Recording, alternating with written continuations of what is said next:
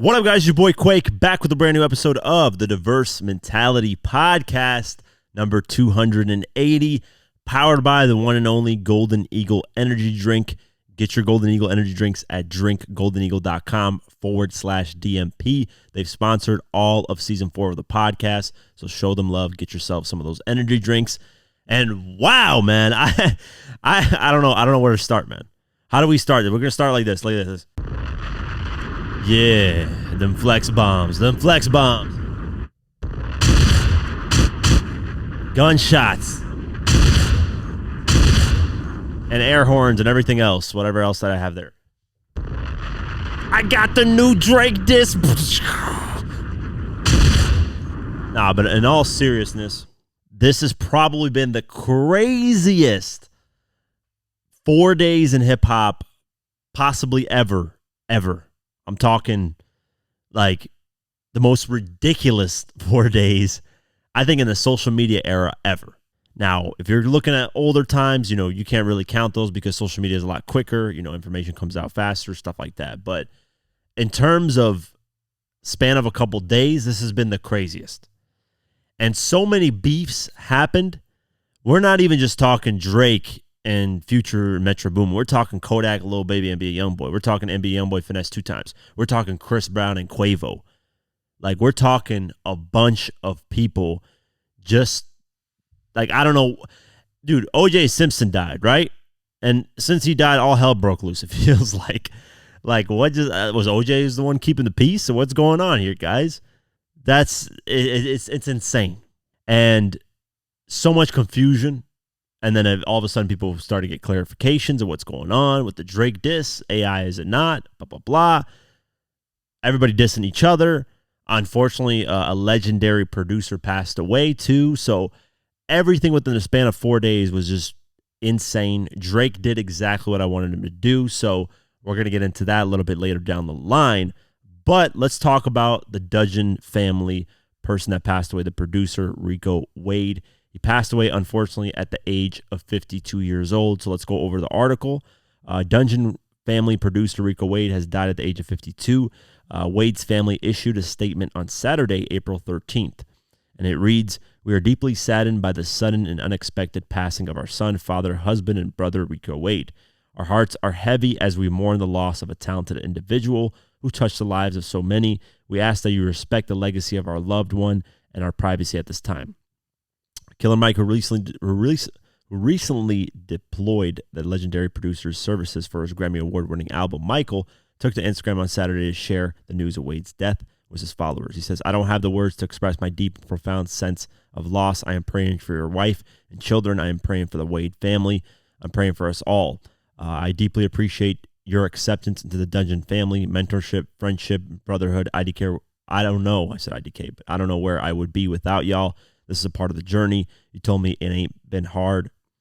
It ain't been hard throughout the journey. It's been a journey.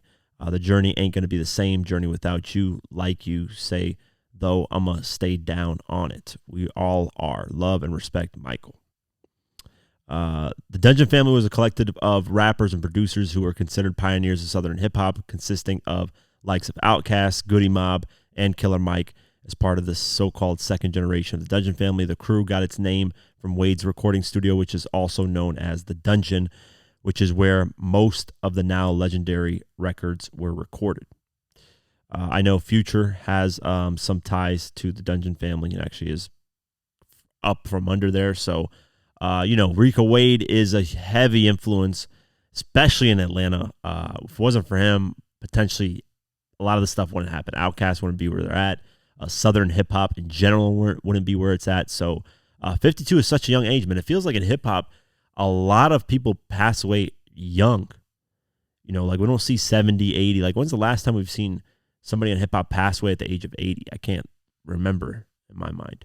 Right now I can't. I'm drawing a blank on that because everybody's passed away at either 50s, 40s, maybe, if I can remember, somebody passed away in the early 60s. But I think if you pass away before 70, it's still early. I think once you get to 70s, 80s, 90s, if you start, usually most people start to dwindle at that time. And The average human, I think, lives until like 74, 76, something like that. So if you make it, to where the average human lives, you made it. Most people expect 100 years old to live, but that's not the case. So rest in peace to him. Condolences to his friends and family.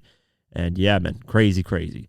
Updates from previous lawsuits, from previous whatever. I mean, there's so many things that's going on at once that it's getting ridiculous out here. But the Diddy lawsuit, Universal Music Group, they want a petition to be dismissed from it. They don't want to be any way associated with Diddy and accused of anything that Diddy's done. So let's go over the article. A Diddy lawsuit filed by the 16-year-old Jane Doe, who alleged that the embattled bad boy mogul and Aaron Hall raped her back in 1990, has taken yet another turn as Universal Music Group has petitioned the courts to be removed from the proceedings.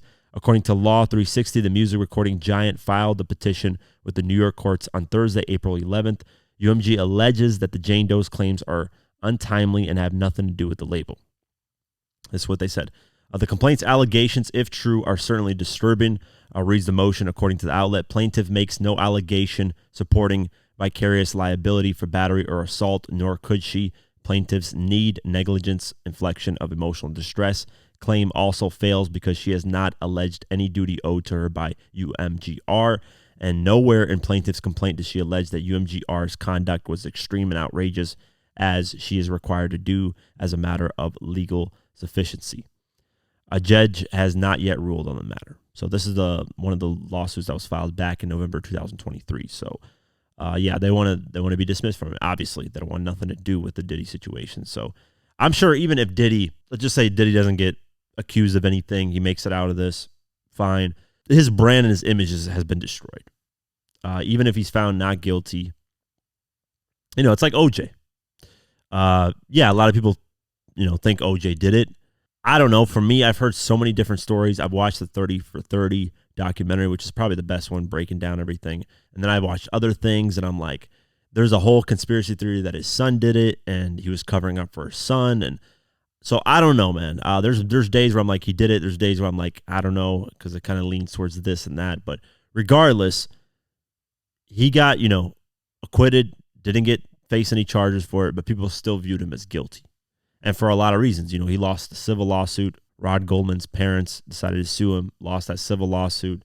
And just, he wrote the book, If I Did It, stuff like that just made people feel like, oh, he's guilty, he did it.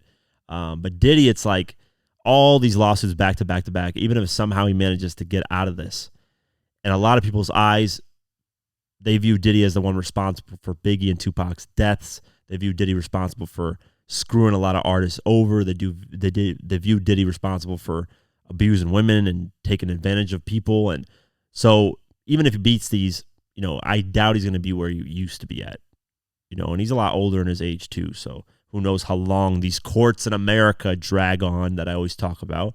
This could drag on until Diddy's 60 years old. At that point, you can just call retirement and just call it a wrap. But yeah, that's why Universal wants nothing to do with him, and most people want to detach from Diddy's name. So speaking of Diddy finally caught a break in all these lawsuits. Finally, he could breathe a little bit, at least on one lawsuit. But when you're rich, man, more money, more problems, like Biggie said, because, dude, imagine all these lawsuits you got to deal with. Like, not even just like, and people say, oh, well, Diddy shouldn't have done that. That's why he got all those lawsuits. No, Diddy was dealing with like a bunch of lawsuits before all this stuff. The liquor lawsuit he was dealing with, this lawsuit that just got dropped, he was dealing with. As when you're that rich at that level, people are going to sue you for any and everything that they can. That's just the reality of the situation. So let's go over this article. Diddy has caught a legal break after his former nanny has dropped her wrongful termination lawsuit. Raven Wales Walden sued the bad boy boss in 2022, claiming he fired her for getting pregnant outside of a marriage 2 years earlier and setting a bad example to his daughters. According to My News LA, she has now dismissed her complaint with prejudice, meaning that she cannot refile the suit in the future. It is not known if a private settlement was reached between Wales Walden and Diddy, but the hip-hop mogul had previously sought to dismiss the lawsuit and accused Wales Walden of not being good enough at her job. He said she failed to be satisfactory, perform her job responsibilities, and otherwise conduct herself in accordance with the standards and policies of Combs' defendants. He added that his actions weren't discriminatory, and he had a reason to believe that Raven was not performing all of her job duties as required, and that there were some days that Raven received compensation for work that was not performed, thus resulted in wages being paid to Raven that were not owed. Diddy also labeled the suit as a meritless shakedown. Wills, Walden all had claimed that she had become a full-time nanny to his twin daughters after their money, Kim Porter, died in 2018. After their mother, sorry, I said money. Neither party have commented on the dismissal of the lawsuit. So yeah, he probably potentially settled. I doubt somebody would just dismiss a lawsuit for no reason at all. Probably settled, said, hey, let me get this off my back. It's probably not that big of a deal, which is good. Try to settle as much as you can just to get them out the way, because Diddy's going to be going through a lot of different things. So we'll keep our eyes posted on any updates when it comes to Diddy. Drake, even though he's getting a lot of disses and stuff, he got at least some luck going his way with the lawsuit of the Astroworld. Let's go over the article. Drake has been dismissed from a number of lawsuits over the tragedy at Travis Scott's Astroworld Festival in November 2021. Last month, the rapper's attorney requested that he have his name removed from the lawsuits, claiming he was not involved in the planning of the event, at which 10 people died during Scott's set. On Wednesday, April 10th, District Judge Kristen Hawkins approved the request, according to NBC News. Several companies, including Apple Inc. and Scott's Cactus Jack Enterprises and LaFlame Enterprises, had similar requests denied. Scott himself has a request for dismissal scheduled to be decided on Monday, April 15th. So that's literally the day of this podcast that's releasing. So I guess we'll report on that when the next podcast comes. But yeah, man, good. Drake had really nothing to do with it. I don't know why his name was attached, but when people sue, they just throw everything that they can in the lawsuit, even if it's true or not, just in hopes that they can potentially get something out of the situation. These people have a right to sue, though. Obviously people died from their family, to kids, to whatever, mothers, daughters, whatever the case may be. So they have a right to sue, obviously. But when you sue, most of the time you throw the whole kitchen at, the lawsuit, and whatever gets dismissed out of the situation. It's like, hey, at least I tried every person that I could, or every company or whatever that I could. And even if these get dismissed, I still have a bunch of people left, or companies left. So it's not looking good for at least Apple and Scott's companies and Live Nation. So we'll keep our eyes posted on if anything changes with this, and if maybe Travis Scott gets a dismissal, pretty soon here. Continuing on, Trey Songz has settled the $25 million sexual assault lawsuit stemming from 2016 incident. So Trey Songz has settled a lawsuit with Jane Doe. So we don't know who it is. Who filed it in 2023 after alleging that the Bottoms Up singer sexually assaulted her at a party back in 2016. Documents obtained from the Los Angeles court by Radar Online reveal that the singer reached a conditional settlement with the plaintiff as of Friday, April 12th. The terms of the settlement were not disclosed. The settlement agreement conditions dismissal of this matter on the satisfactory completion of specified terms that are not to be performed within 45 days of the date of the settlement, reads the terms of the settlement. A request for dismissal will be filed no later than June 10th, 2024. So as long as the terms of the settlement are reached, the upcoming court date scheduled for September 16th will be vacated. When it was initially filed, Trey Songz spoke out about the suit, which also named Atlantic Records, as well as 300 Entertainment boss and Trey's manager, Kevin Liles, as defendants. The plaintiff claimed the parties should have also be held responsible for the singer's behavior. See what I'm saying? People just throw the whole kitchen at lawsuits. They'll put whoever's associated with Trey Songz, who has money and has power. George Vrebeck, Jane Doe's attorney, told Rolling Stone that the aforementioned defendants ignored multiple accusations of sexual misconduct against Songz over the years. This case is much more than about one singer and one viciously abused sexual assault survivor who has the courage to take action, Vrebeck said. It is also very much about a systematic sexual abuse in the music industry and the music industry's complicity in silencing sexual abuse survivors. He added, it's virtually impossible to believe that those executives are not and were not aware of the institutionalized sexual abuse. Following the news of the suit's filing, Trey appeared to cryptically respond to the accusations on his Instagram story, writing, "Lies will never be the truth, no matter who chooses to believe such. Alhamdulillah." So he's going the religious route here. Yeah, if you're settling, that means that doesn't necessarily mean you're guilty, but I'm just saying, and this is me, I'm not saying, everybody's the same as me. I would fight this if I was innocent, tooth and nail. And where do I always go back for the example? Come on, I've mentioned this on the podcast 90 million times, guys. The Michael Jackson child abuse or child molestation lawsuits. What happened the first time? He settled immediately. Why did he settle? His lawyer said he was stressed out about the situation. He just wanted to get it out the way and get it out of his mind so he can focus, so he can sleep again because he was having trouble sleeping and all this stuff. Well, that settlement caused more people to come and sue him about child abuse and whatever, sexual child things. So when you settle, all it does is open the floodgates. We saw this with Diddy too. When you settle, it's like, hey, okay, Diddy settled with the cast situation within 24 hours. That opened then the floodgates for everybody to come out and be like, oh, Diddy's settling? Okay, I'm going to come in here. He did this to me. Not saying that those people that are accusing Diddy of doing things are lying and just wanting money, but it's an easy target at that point. People are going to flood in. So that's why me personally, if I know for a fact between me and God, I never did this, I am standing 10 toes down and not budging. I don't care what is being accused of me. I don't care what I got to go through. For the next 10 years, I got to deal with this shit because that's my reputation. And that's going to taint not only my reputation, but my family's reputation. That's going to ruin a legacy potentially.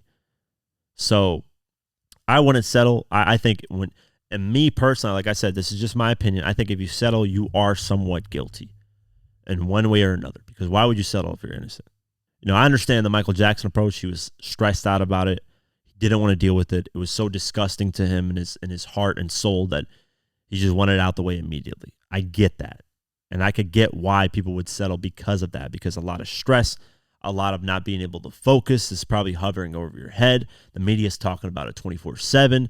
So it's going to, affect you in one way or another, especially, in today's time, it could be good and bad. Maybe the thing about social media is you might get it bad for a day, 2, maybe 3 days if something like this happens. But for the most part, something new pops up and people move on. Because think about it. Diddy's kind of overshadowed the Trey Songz stuff. And Trey Songz didn't get a lot that went back to back to back. Like Trey Songz got one, and then like 6 months, 8 months later, he gets another one. And then like a year later, he gets another one. So, Diddy obviously overshadowed a lot of that stuff. And a lot of stuff just happens. So it can be positive and negative in today's era. Like within the first few days, it's going to be really bad. And the internet's going to go in on you. But just stay off the internet for at least a week. And then before you know it, there's going to be a new news cycle where something else is happening. And people are going to, at least most people, like 80% of the people are going to move on and forget about the situation. That's just the reality. We had the Diddy house raids. People have moved on already. We're talking about Drake, beef, hip-hop, battles. Not to say that we forgot, obviously, because that's a huge case, but for the most part, people start moving on and, don't clown you and attack you every single day. Some people do, but it's a rare few select. Like I said, 20% probably do, 80% kind of just move on to the next news cycle. So settling is never a good idea, So I wonder what they settled for, because $25 million is a hell of a lot of money. I don't even think Trey Songz has that kind of money, so he probably settled for, who knows? I definitely not know $25 million. So we'll keep our eyes posted on anything else happens with Trey Songz and a slew of these lawsuits that he's gotten. One that he got dismissed, and then I don't even know. There's so much of them I can't even keep track. So we'll keep our eyes posted. Continuing on, Polo G finds himself in some trouble. Polo G, in some good news, has been certified out the ass. He's got plaques like crazy. I think he's one of the most certified plaques rappers of this newer generation. The guy's just selling records like it's nobody's business. So let's go over this. This is unfortunately some news that is just sometimes you make mistakes and it backfires and causes more problems in your life, and that's exactly what he did here. So Polo G has landed in trouble again after being caught in possession of an automatic weapon while he was visiting the East Coast. On Thursday, April 11th, New York Post reported that the 25-year-old rapper had been arraigned on charges of criminal possession of a firearm as well as criminal possession of a weapon in the Manhattan Criminal Court. The issues stem from a day at the Dominic Hotel in the lower Manhattan neighborhood of Soho, during which a maid found a loaded Glock with 10 bullets in his room. Authorities were subsequently alerted about the piece. This man is 100% serious in terms of his work, in terms of his professionalism, the Chicago native's attorney said, while making a case for him being spared from bail. He has absolutely no incentive to flee because he has a career he's built. Contrarily, prosecutors argued that the finer things hitmaker is at flight risk given his past criminal record, which includes arrests for kidnapping, assault, and robbery. Judge Kevin McGrath ultimately settled on a cash bail for $25,000 and set a court date for June 4th. Last year, Polo G was arrested for gun possession following a raid. Yep, his home. So, yeah, he's just not catching a break and making mistakes, leaving the hotel room and forgetting his gun. Yeah, that's not something that you do, man. But, sometimes you're on the move, and I'm sure rappers, they're on the move a lot, traveling, touring, whatever. So you make mistakes, but, man, it haunts you, man. It kicks your ass. So hopefully he finds a way to beat this case and his lawyer does his job because, hey, Polo's got a career, man. He's been out of the way for a minute. So we'll keep our eyes posted on what happens. XXXTentacion's killer has done something very disrespectful on social media. I wanted to talk about this because it just shows the people that killed XXXTentacion, they haven't shown remorse. They killed this guy for, I think it was $5,000, which is nothing in money. That's not going to change your life, especially split between three people. That's even worse. And they never show remorse for it. They could care less when they were in court getting sentenced, could care less about it. And this just proves even more that they could care less about showing remorse. This is just utterly disgusting, and I just want to talk about it to show that these guys are never going to be rehabilitated.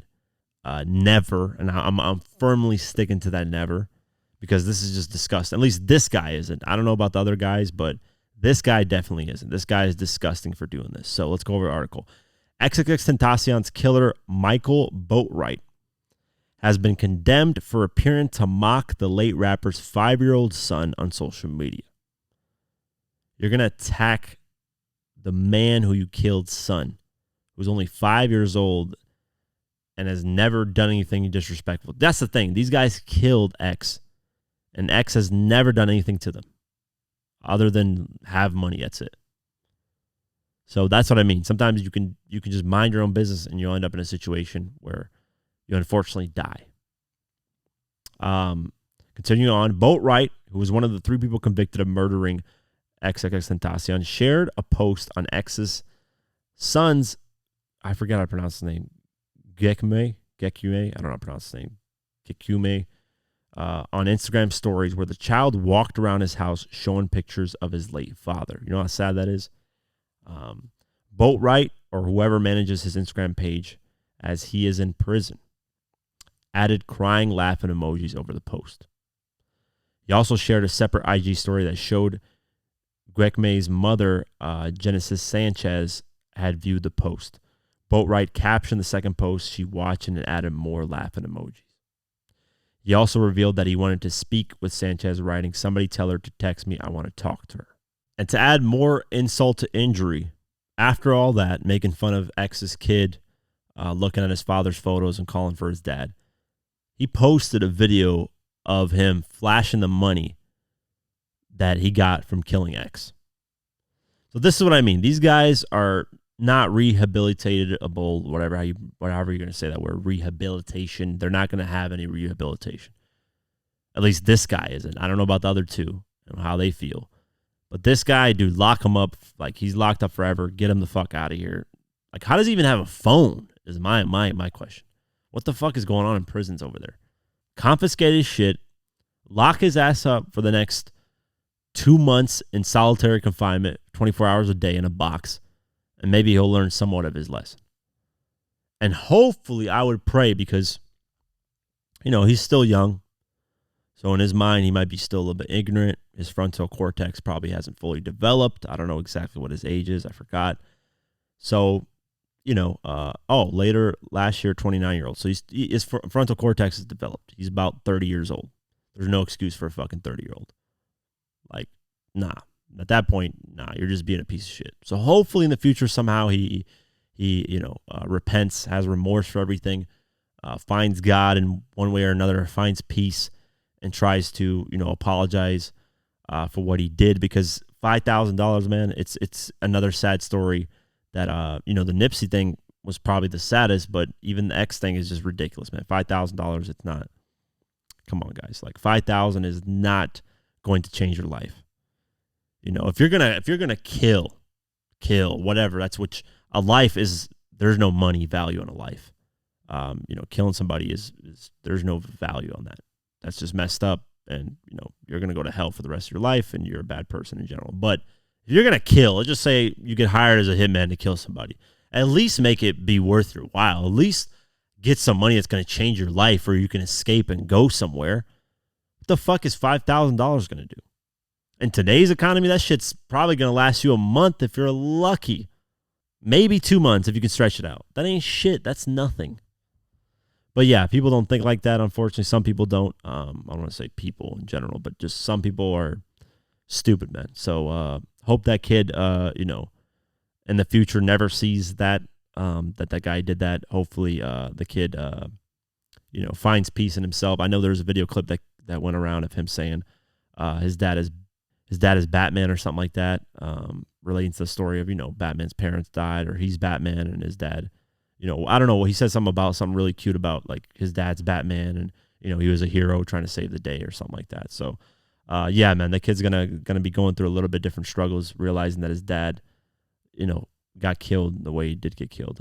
So, yeah, shout out to that piece of shit guy though. He deserves more punishment his way. So we'll keep our eyes posted if anything else changes from this. Continuing on, we are officially in the beef section of this podcast, and there's going to be a lot that I'm going to be going over. So if you're listening in the car, wherever, at work, and YouTube, wherever you're at, man, just get ready. There's going to be a lot of back and forth with a lot of people and a bunch of flex bombs going off. Shots, all that. So let's get into the first one. And it's Kodak Black dissing Lil Baby and NBA YoungBoy. Yep, you heard me right. Kodak Black has decided to go at both of them. So let's go over the article. Kodak Black has taken shots at Lil Baby and NBA YoungBoy over the decision to wear nail polish. Yeah, he's not liking it. The Florida rapper took to social media on Wednesday, April 10th, to call out some of his fellow rappers for doing what he calls gay-ass shit. Let's play the video clip. We ain't with none of that Illuminati shit. We ain't on none of that. Lil Baby, YoungBoy, all this gay ass shit going on. We ain't on none of that pinch your nail shit. We ain't on none of that fuck shit. Don't never play with a nigga with no gay shit, no snitch shit, no fuck shit, no soft shit, no none of that shit. We ain't on none of that. Stop playing with me. For real. Bitch, it's cold out here. And there you have it. Lil Baby got called out for wearing pink, or not pink, but just fingernail polish, and he denied it. Academics pointed it out, and he completely denied it. He said this: y'all blogs got to stop just posting anything. I ain't painting my motherfucking nails. At this point, y'all got to see guys like Academics got an agenda. Miss me with that weird shit? No, LOL. But in the video, it did look like he had his fingernails painted. Personally, I could care less. That's your preference, but I would never do that, man. At the end of the day, men shouldn't be doing that unless you're obviously somebody that gets on the side of the rainbow. If you do, makes sense, man. Enjoy your life. But as a man, you'll never catch me with fingernail polish on my fingers. It's just, come on, man. Like, we know why. It's just fruity. You want to be part of the fruit Pop-Tart area, then that's what you are. NBA YoungBoy responded on Instagram stories showing his hand with fingernail polish. And this is what he had to say. I need them redone right now, bitch. I love you too, son. I ain't do you nothing, bro. I'm finna go cry. Yeah, NBA YoungBoy sounds funny sometimes, man. He's like, I love you too. I'm finna go cry. NBA YoungBoy has, I don't know what it is, man. The guy has like funny responses to things where it's lighthearted, and then he'll respond just going off. You dumb bitch, like he'll go crazy, and you stupid bitch, like he'll go insane. So that was a funny response, man. I'm gonna go cry. I need my redone right now. Yeah, he's something else, man. But Yeah, that's Kodak Black just decided to fire off, and we'll see if Lil Baby actually responds, even though he responded to academics for the allegations of painting his nails. Me personally, man, like I said, I think that's why I miss earlier hip hop. I feel like the rappers were a lot more like men. Now we got a bunch of like very, very feminine type of rappers where they'll take suspect selfies, like Drake sometimes. He'll take weird selfies that are just like, this is a grown ass man we're talking. And he'll take like funny looking face selfies. And, you know, you'll get other rappers doing the same. And it's just social media kind of ruined the aura of celebrities because you would only see celebrities, you know, doing interviews on like TV shows like 106 in Park, Rap City, stuff like that. You wouldn't see them in your face 24/7. And now with social media, you have that access for most artists. Now, there's some artists that don't participate in social media. Kendrick Lamar is not on there. Eminem isn't on there. The Weeknd isn't on there.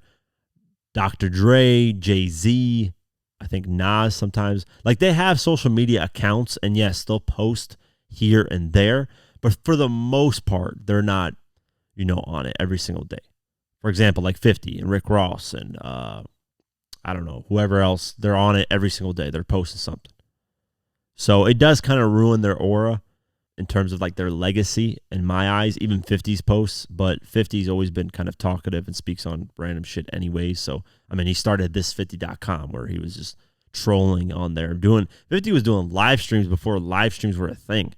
Like I saw him doing them in 2007, 2008 with Soulja Boy and shit. So, you know, 50's always been a part of that stuff. But, you know, it does take away from some of the legendary aura aspects. So we'll keep our eyes posted and see if anything happens from this beef that has officially started.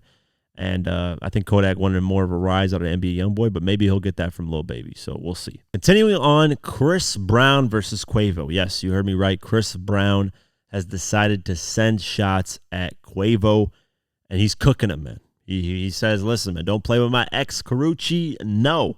And I'm surprised Chris Brown is still obsessed over her. I don't know. She must have some amazing, you know what, because you can't find me being obsessed over an ex that I've dated years ago. I forgot damn near half of them. I'm not even dating that much women anyways. I'm tripping. I've dated probably like how many women? 4? Yeah, 4. So, yeah, for me, I remember all of them. I'm tripping. I'm talking over here like I'm Chris Brown, just dating women left and right. So let's go over what happened. Chris Brown has directly called out Quavo for allegedly dating his ex-girlfriend, Karrueche Tran. Breezy's shots come courtesy of Freak, a collaboration with Lil Wayne, Joyner Lucas, and T Grizzly that appears on his new 1111 Deluxe album. So this is what Chris Brown has to say. Okay, now fucking my old bitches ain't gonna make us equal. Sipping on the 1942 because I don't do no Karrueche, which is Quavo. Freak bitch, she like Casamigos, not the Migos. So there's some bars. He raps on the song, which samples Nelly's 2002 hit Air Force Ones. Issues between the two dated back in 2017 when Chris Brown allegedly got into a brawl with Migos at a BET Awards after party. Things took an interesting twist when Quavo appeared to begin dating Brown's former girlfriend, Karrueche, who had previously taken out a restraining order against the controversial singer. The simmering tension boiled over again earlier this year when Quavo and Breezy were awkwardly sat next to each other during a Paris Fashion Week event. While the two appeared cordial, Brown later dissed the hotel lobby rapper on social media. Can't pick who you sit by, he wrote in an Instagram comment, fuck all that grown shit. Guy not finna fumble my bag for little guys. Despite Brown's bitterness, Karrueche Tran previously denied she was in a relationship with Quavo after they were seen leaving a restaurant together.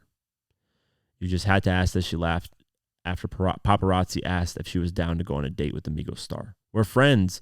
I'm single. We're having fun and enjoying life. Nothing is serious. We have fun. We're friends. Oh, that's the worst. As an ex, hearing that, if I was caught over my ex, if I heard that, I'd be like, yeah, this is something serious. Because when women say that, nah, man, especially public light like that. In 2017, Karrueche filed a restraining order against Chris Brown. In a sworn statement, the model said he told a few people that he was going to kill her and threaten to shoot her if she dated somebody else. Yeah, there's your answer from podcasts ago when I asked, had Chris Brown have any incidents outside of Rihanna, yeah, this is one of them. So, yeah, he sent those shots, and immediately, with the quickness, to Quavo's credit, he responded with a full diss track. And what did he say? Let's go over. Quavo has responded to Chris Brown's recent dig at him by taunting the singer over his rumored fling with his ex-girlfriend, Karrueche Tran. On his new track, Tender, the former Migos rapper hits back at Breezy by referencing his history of domestic violence and drug use. Of course, why not shoot below the belt? It's the best way to do it. In the song, he says, "You did the bitch wrong, and now the bitch gone. She posted with a thug, call the bitch phone, she won't come home. Don't beat her up, it must be the drugs. Need to cross out your plug," he raps. Quavo then seemingly confirms that his and Tran, which is Karrueche Tran's relationship, spitting, "Tell me, lil bro, what's your issue? It's over a thought. You said that it's bigger than that, but no, it is not. It's because I be digging in that. It got him hot. I'm giving respect, but I know you not. Your bitch on my neck. Your bitch at the spot." You know what's the wildest thing about this song? There's literally ad-libs of Quavo saying, "Don't beat the bitch up." Like, that is insane. Like, first off, if I was Karrueche, I wouldn't want to be getting called a bitch and a thought. You know, that's just, so I don't know if they're dating still, because I wouldn't talk about my girl like that. I've never called my girl a bitch or a thought, or any girl that I dated that. That's just, I don't know. I don't know how women can just deal with that and just accept it. Bitch, you know, it can be used as slang sometimes. It's like, bitch, what's up? Like, stuff like that. But thought, it's like, that's clear as day, man. So he responded with the quickness. Chris Brown hasn't responded yet, so we'll keep our eyes posted on this. But here's another beef and battle that started, man. Something's going on in the world of hip-hop / even R&B now, with a little bit of Chris Brown, even though he's a rapper in his own self. But I don't know, man. Keep our eyes posted on all this stuff, because it's getting crazy out here. It's going to get worse and worse as time goes on. Continuing on, more beef, and this is with NBA YoungBoy and Finesse2Tymes. Yes, the guy who finessed a rapper or an artist that paid him for a verse, and he finessed him twice out of money. So he lives up to his name. So that's, at least I can give him props for that. He lives up to the Finesse2Tymes name, even though it's bad. You know, not like William Roberts, who claims to be Rick Ross, who doesn't live up to that name, but that's a whole different story. Let's go over the article. NBA YoungBoy has made a dramatic move on Finesse2Tymes' baby mother. Yeah, this is what you don't cross the baby mother stuff, man. It gets very dangerous when it reaches to that, because now you're dragging in kids somewhat. So yeah, let's see what's happened. And received a response he probably didn't expect. On Wednesday, April 10th, the Baton Rouge rapper shared a seductive Easter-themed photo of Finesse's girlfriend, FNG Sugar, in pink lingerie with a set of bunny ears, writing in the caption, "I got that bag for real." He's basically saying, listen, I got money. You want to get over here? I got money, girl. And I don't know why, like, bro, you're NBA YoungBoy. You can bag, like, almost any woman you want. Why do you have to lead with money? Like, I get it if somebody doesn't have a clout, or they don't know how to speak to women, or just leading with money in general is obviously the worst thing you can do, because then it's basically the woman just wants you, or the guy just wants you for money. But it's like, you know, I don't know. That's whatever. That's NBA YoungBoy. But the Memphis native, which is Finesse2Tymes, quickly responded to YoungBoy and appeared open to pimping out the mother of his child. That's wild. Commenting on NBA YoungBoy's post, he said, "Somebody tell NBA YoungBoy you must forgot I'm from Memphis. Homie, we ain't tender. Making easy money pimping hoes is serious. If you're pimping your baby mother of your child, you are a moron." In a lengthier response on Instagram Live, he proposed that NBA YoungBoy cough up $250,000 for a FaceTime call with Sugar, who Finesse2Tymes affectionately calls Beyonce. Wild. Let's play the clip. Let's see what he has to say. I don't know you, bro. I got some bad on it. I got some serious on it. Yeah, I ain't mad at you. I ain't mad at you. Come on, man. I add you to the joint, man. This is what we built in here. Classic.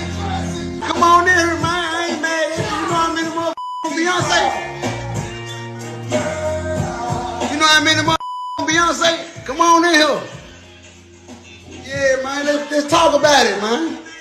Let's discuss it. Let's talk about it, man. Let's put it together, man. Come on, man. We locked in, man, like sillies, man. A Memphis nigga gonna capitalize off every opportunity. If a basketball player was the D on one of y'all right now and say you got 50,000, no, y'all worth way more than 50,000. Shoot your shot. It gonna take at least 250. Them have some money. To do what? If he asks me just for a talk, girl, FaceTime. if it's a girl, These niggas tricks. You gotta $5,000. These tricks, these really in their feelings, like really spending money. You understand me? So you want FaceTime for $250,000 for me, for Big Father. What? You want FaceTime no for Big Father? I'll do it. For $250,000, huh? Look at me. Look at me. Look at me. So you want FaceTime a nigga for Big? Look at me. Look what I just said. Hey, you. For $250,000. $250,000. Finna send the watch right now.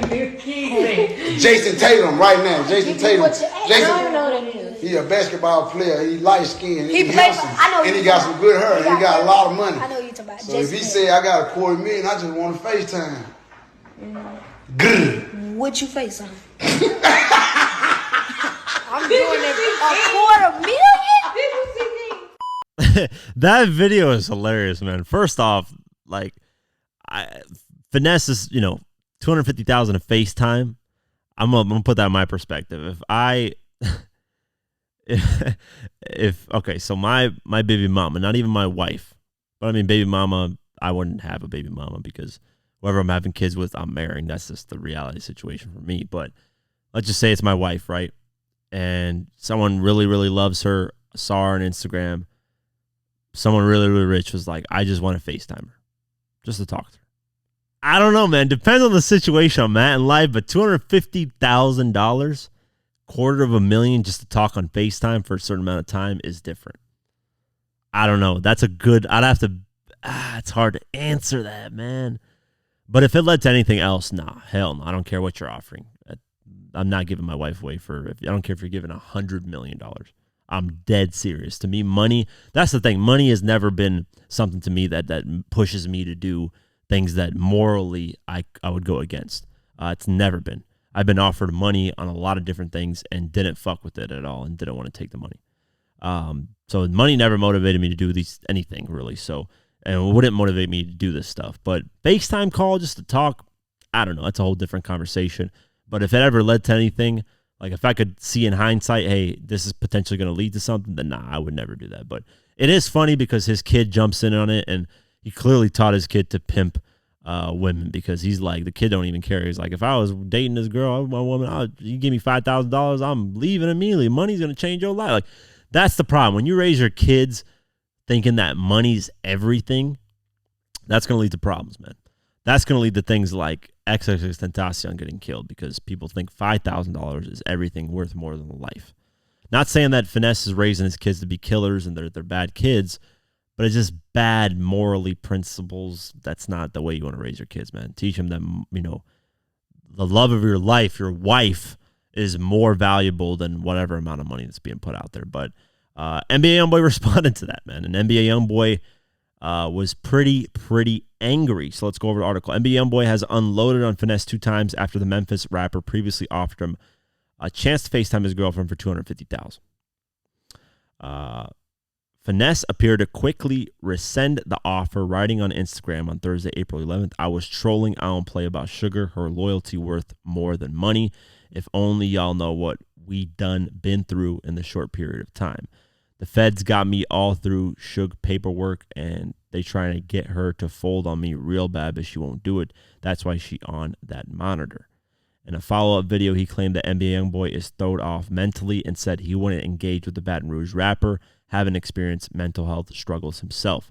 He also said on top of that, he's been in the house for 2 years. He's basically in a luxury cell. Yeah, NBA YoungBoy isn't gonna take lightly to that, man. But he said he's trolling, and you can tell in the video he's trolling. But he asked some valid questions when he was asking. I wouldn't do it though, and Finesse is right to say that he wouldn't do it. He should teach his kids that though. So let's play the video of Finesse talking about NBA YoungBoy's mental health. I want to start this saying, man, that mental health is real. You know what I'm saying?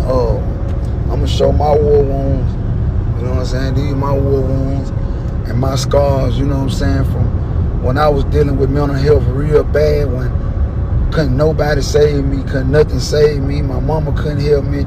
My people couldn't help me. You know what I'm saying? Drugs couldn't help me. They actually made it worse. You know what I'm saying? I had to go to a higher power, you know what I'm saying, to really overcome what I was going through. You know what I'm saying? And I'm saying all that to say this. It's public that, you know what I'm saying, YB throwed off mentally. You know what I'm saying?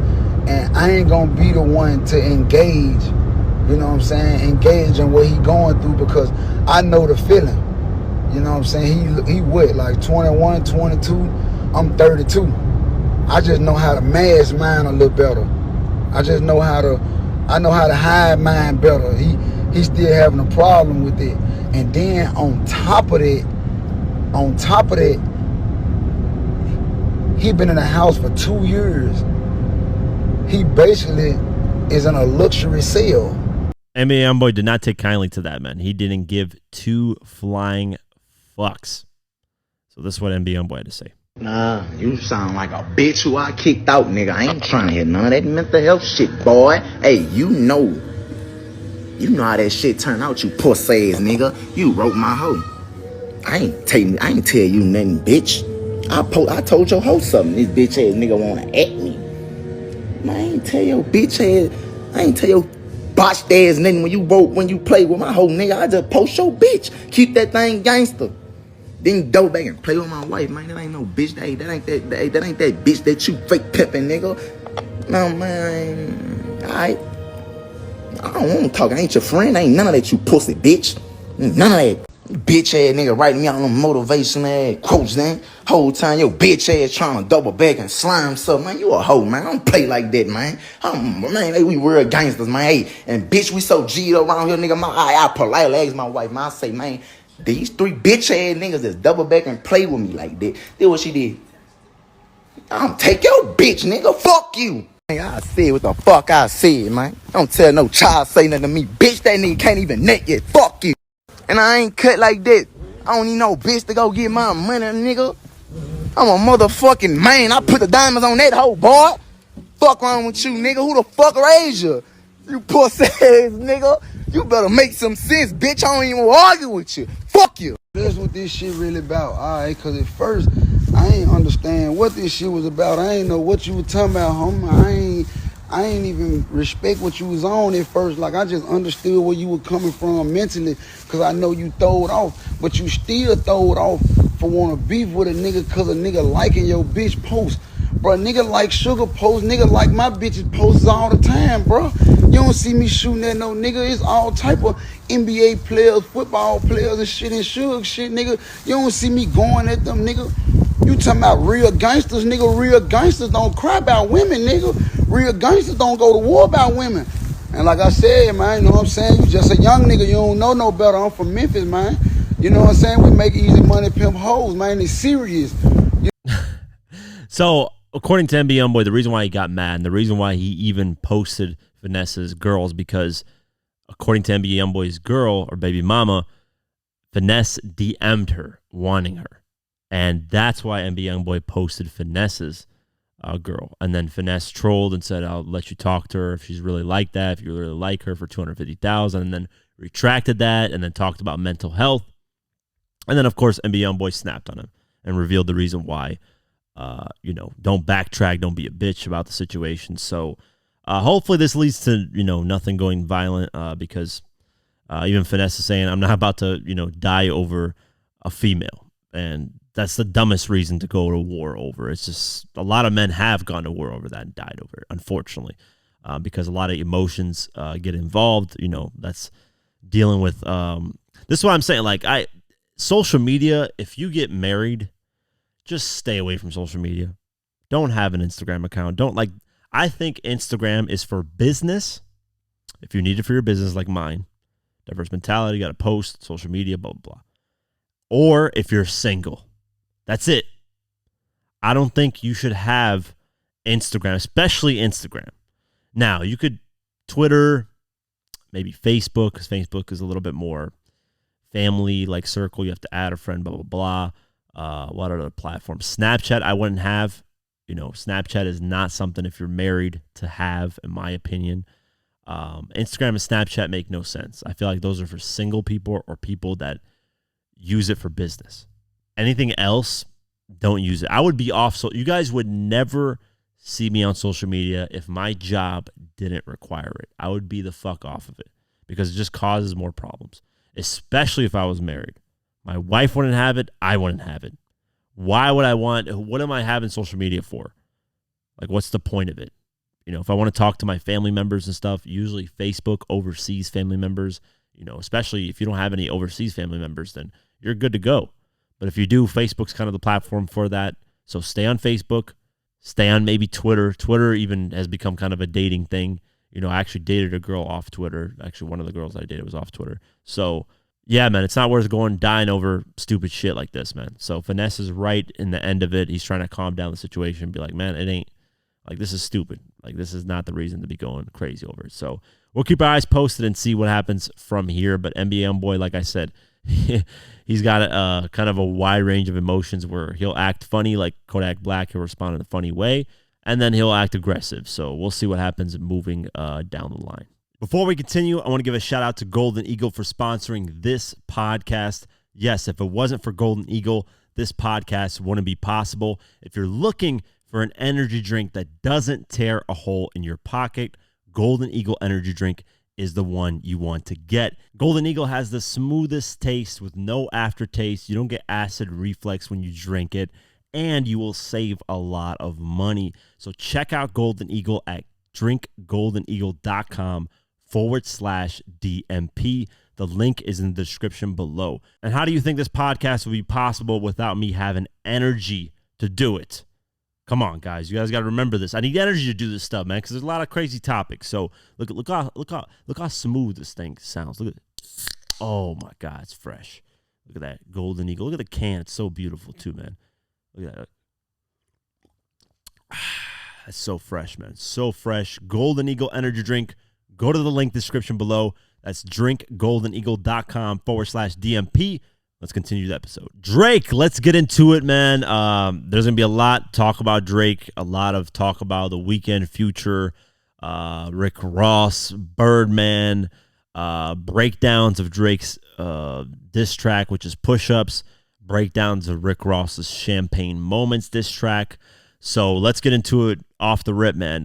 Future and Metro Boomin dropped the We Still Don't Trust You album.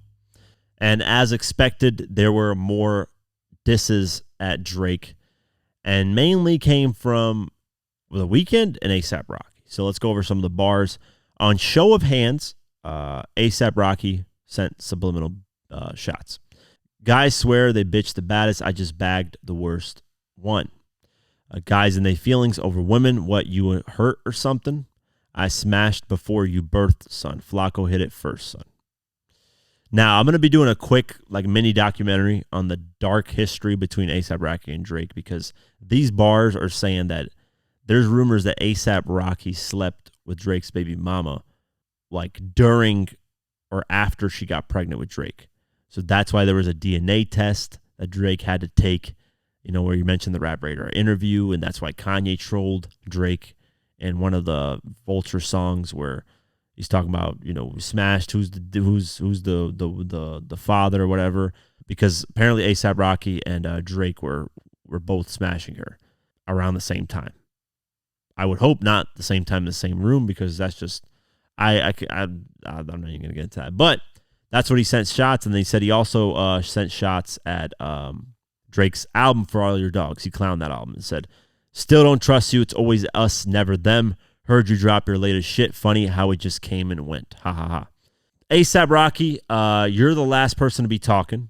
The last time you've been relevant musically has been God knows when. I don't remember the last time this guy's been remotely musically relevant. He's went into fashion and just dating a billionaire, which is Rihanna. So he won at life regardless of the music. But to be talking about your last shit came and went, come on, man.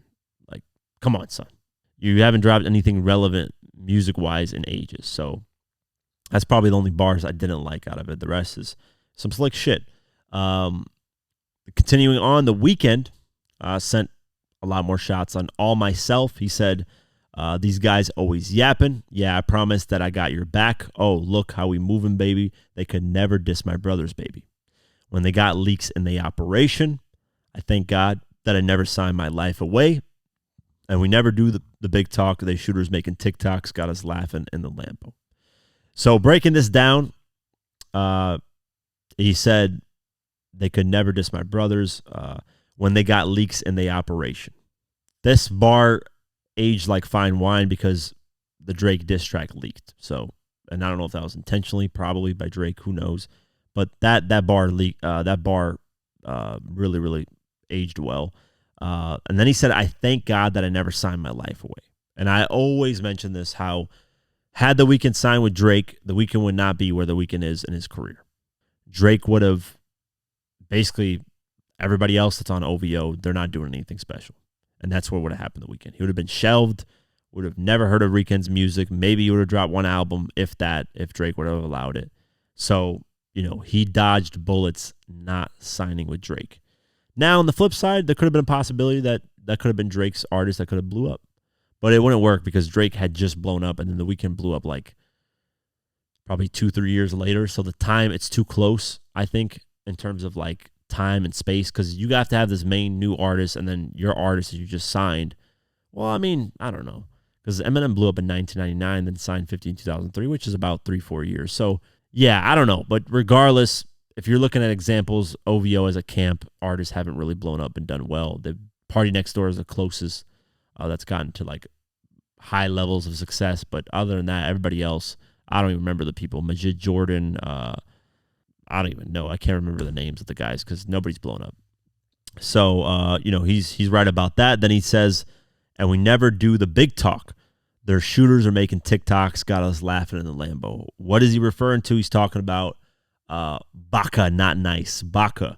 That's allegedly Drake's right-hand man when it comes to enforcing things. And he does make TikToks. He makes, TikToks that are quite, seems like TikToks that are meant for like 12-year-olds. But, hey, that's just what he decides to do at this time, man. Gangsta can't be a gangsta 24/7. So he's saying, their shooters are making TikToks, and I'm just laughing in the Lambo at this shit. It's hilarious. So continuing on, The Weeknd also sent some like subliminal shots talking about Paris week, and Sophie, which is Drake's baby mama, is from Paris. So I don't know if he's alluding that, hey, like hit me up. I'm trying to, get with you. Because if that happens, that's next level. But Sophie is very low key and chill. She's been very, ever since, she's got Drake's baby, she hasn't like gone out there or done anything wild because it just ruined the relationship with Drake. And obviously you don't want to ruin the bag because you secured a bag of a billionaire basically. So why would you ruin that in any way, shape, or form? She secured a bag with a billionaire. She's probably getting amazing child support money, amazing lifestyle. So of course she's going to act right, and she should, out of respect for Drake, because it's a lot of money to be given out. So that's kind of the subliminal, and this is from ASAP Rocky and The Weeknd. The Future sent some little shots here and there, and of course Metro Boomin was doing the drums as usual. So that's it for the subliminals between ASAP Rocky and The Weeknd at Drake. Drake has officially responded to literally everybody that's been going at him the past like 3 fucking weeks. I'm not even joking. He's officially responded. And the funny thing about this response is that a lot of people thought this was AI. Artificial intelligence. People thought it was fake. I, on record, went on Twitter and said, this is real. I can tell the difference between AI and what's not AI. Easily, I could tell this is real. It's Drake's cadence, flow, lyrics, delivery, and those breaths that he's taking, like a size, whatever, 100% real. And it got confirmed later on that it's real. We don't know the official title track of it. It could be Drop and Give Me 50 or Push-Ups. It might just be Push-Ups, Drop and Give Me 50. Whatever the title is, it's out. And Drake ain't holding back. Now, I do want to say that Drake took the 50 Cent piggy bank approach. If you know the piggy bank track, 50 basically sprayed at everybody. Jadakiss, Shine, Nas, Ja Rule, Fat Joe, Lil Kim, whoever else, I don't remember. Game on the music video, he dissed him as well. But He basically went at everybody that was aiming at him. Drake's doing the exact same thing, and this is the exact thing that I wanted from Drake, and he delivered. No matter what you feel about this track, whether you like it or not, the reality is Drake stepped up to the plate and went at everybody. So let's break down this track bar for bar because there's a lot to go over. Let's get into it. Now, I will let you guys know that the leaked version has some lines that were taken out from the official release. And some of it had to do with Rick Ross and Diddy and a couple of lines here and there. So I am going to go over the leaked version as well, but this is the official release. We're going to go over those bars first, and then I'll talk about the lines that got removed on the leaked version. Now, did this officially leak from Drake's team? Who knows? The Weeknd, sent some shots at Drake on the We Still Don't Trust You album, talking about his camp leaks a lot of music. Well, I mean, here's the reality of it. Another song got leaked from Drake. Lots of Drake's music is leaked. Let's go over the verses, man. Insane. Drake starts it off saying, I could never be nobody's number one fan. Your first number one, I had to put it in your hand. Who is he referring to? Future. Obviously, Future on the We Don't Trust You album on the track, the title track, actually, We Don't Trust You. He said, you a guy number one fan, dog. Sneak dissing, I don't understand, dog. Pillow talking, acting like a fed, dog. I don't need another fake friend, dog. Can't be about a hoe because we sharing, dog. And your feelings while you playing, dog. Drake flipped that and said, I can't be nobody's number one fan because your first number one hit that you ever got was because of me. And that's the facts, man. As much as people want to clown Drake, this and that, the reality is the guy makes hits. I mean, there's no denying that. I don't care what anybody says. And the number one hit that Future finally got was the Way Too Sexy record off the Certified Lover Boy. He was featured on it. That went number one. That was Future's first official Hot 100 number one hit. So Drake gave him that hit, man. The Drake Stimmy package is a real thing. So continuing on, he says, you pussies can't get booked outside of America for none. I'm out in Tokyo because I'm big in Japan. I'm the hit maker y'all depend on. Backstage in my city, it was friend zone. Now this, just talking that big talk worldwide. Drake is worldwide. He says, I'm a hit maker y'all depend on, which, I mean, a lot of it's facts. We're going to be talking about Rick Ross a little bit down the line, but Rick Ross is another person that depends on Drake features to get any type of hits. And then backstage in my city, talking about Toronto, probably the shows that he used to do, those events that he would have, October's very own concert places, and everybody's cool backstage, but now everybody want to attack him. Continuing on, he said, you won't ever take no chain off of us. How the you big stepping with a size 7 men's on? This is straight directly at Kendrick Lamar. Kendrick said on the Like That track, got 2 steez with me, I'm snatching chains and burning tattoos, it's up. He said, listen, you ain't taking nothing off my neck. That's the reality of the situation. He said, listen, how are you big stepping when you got little tiny feet? When you're 5, I think he's 5'5", little man, little hands. He's saying you got Chucky feet, bro. Chucky doll, you got Chucky feet. So how you big stepping? How you a big stepper with little feet? So that was just hilarious when I first heard that. I was dying laughing. Continuing on, he says, this is the bark with the bite. What's up? Making it clear, hey, not playing no fucking games here. I know my picture on the wall when y'all cook up. Basically saying you use me for motivation in your guys' career. Extortion, baby. This is where it gets interesting. Extortion, baby. Whole career you've been shook up because Top told you drop and give me 50 like some push-ups, huh?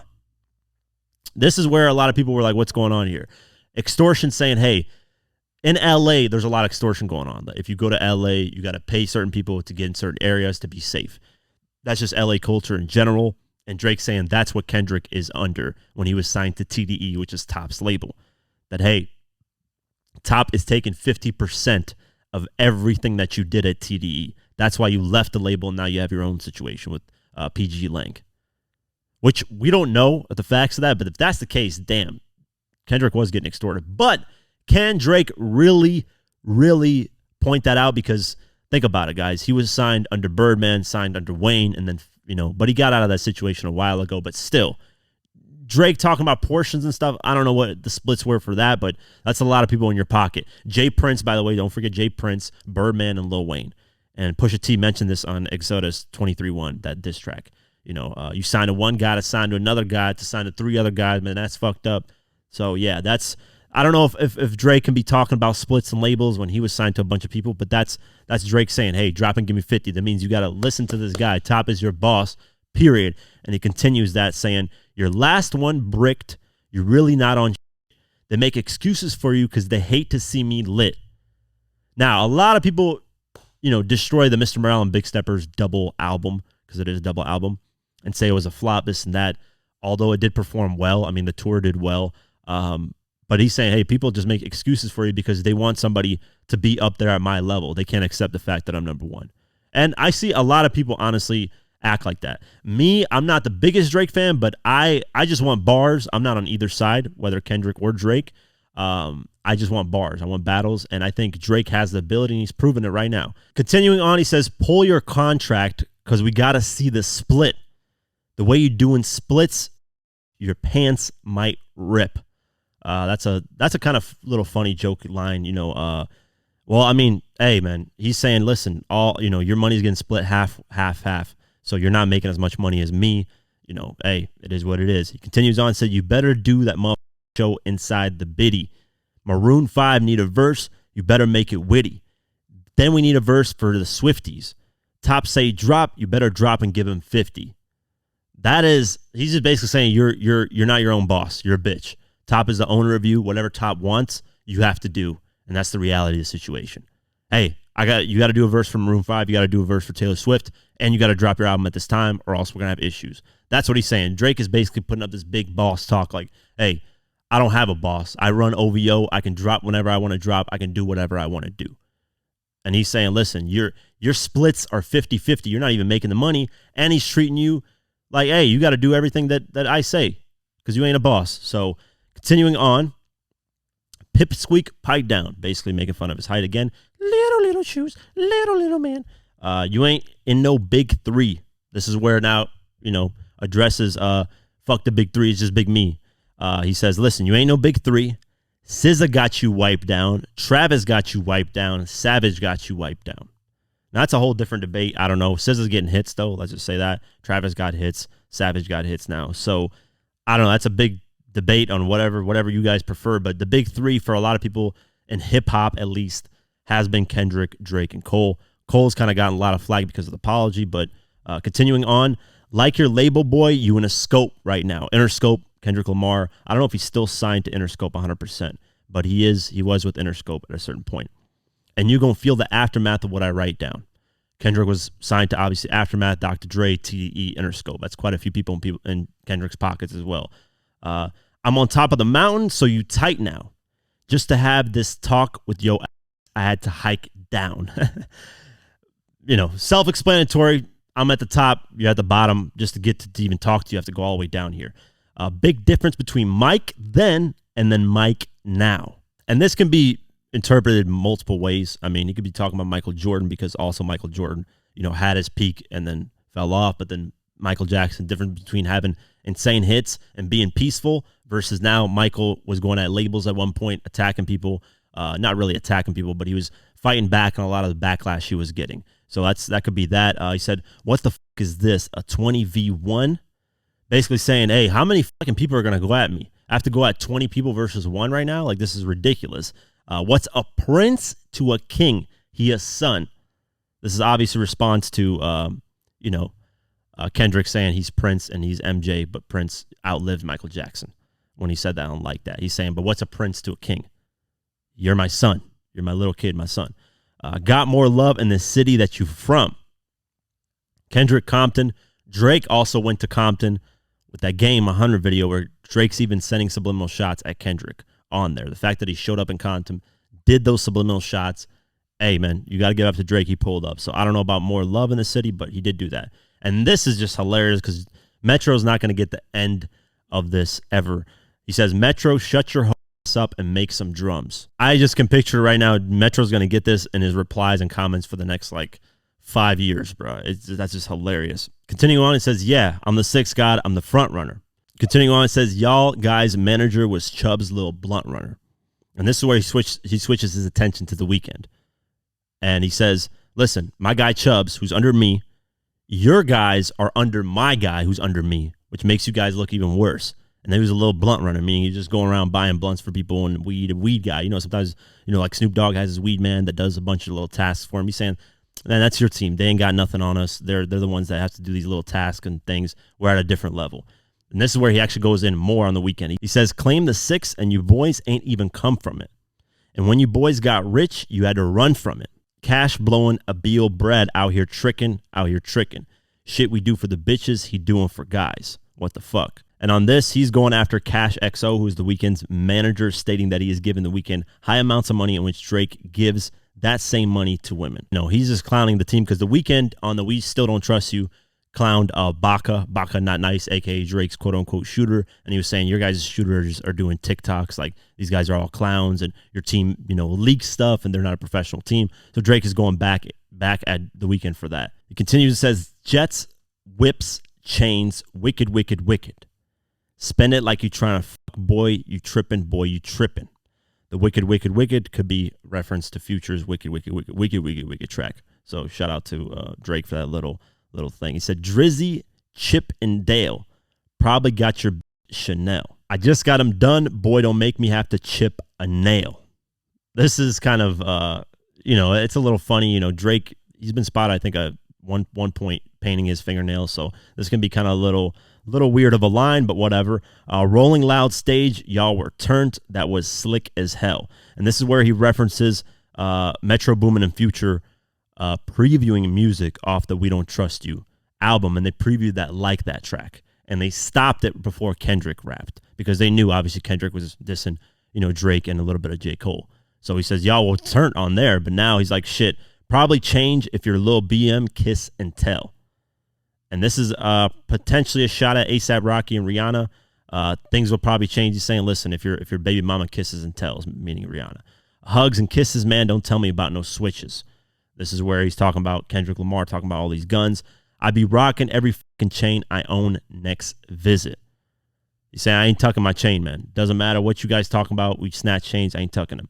I be with some bodyguards like Whitney. And this is where Drake made the mistake with Pusha T, mentioning somebody's wife. So this is where the line got further. Like Drake said, fuck it, I'm going all in. I don't even care.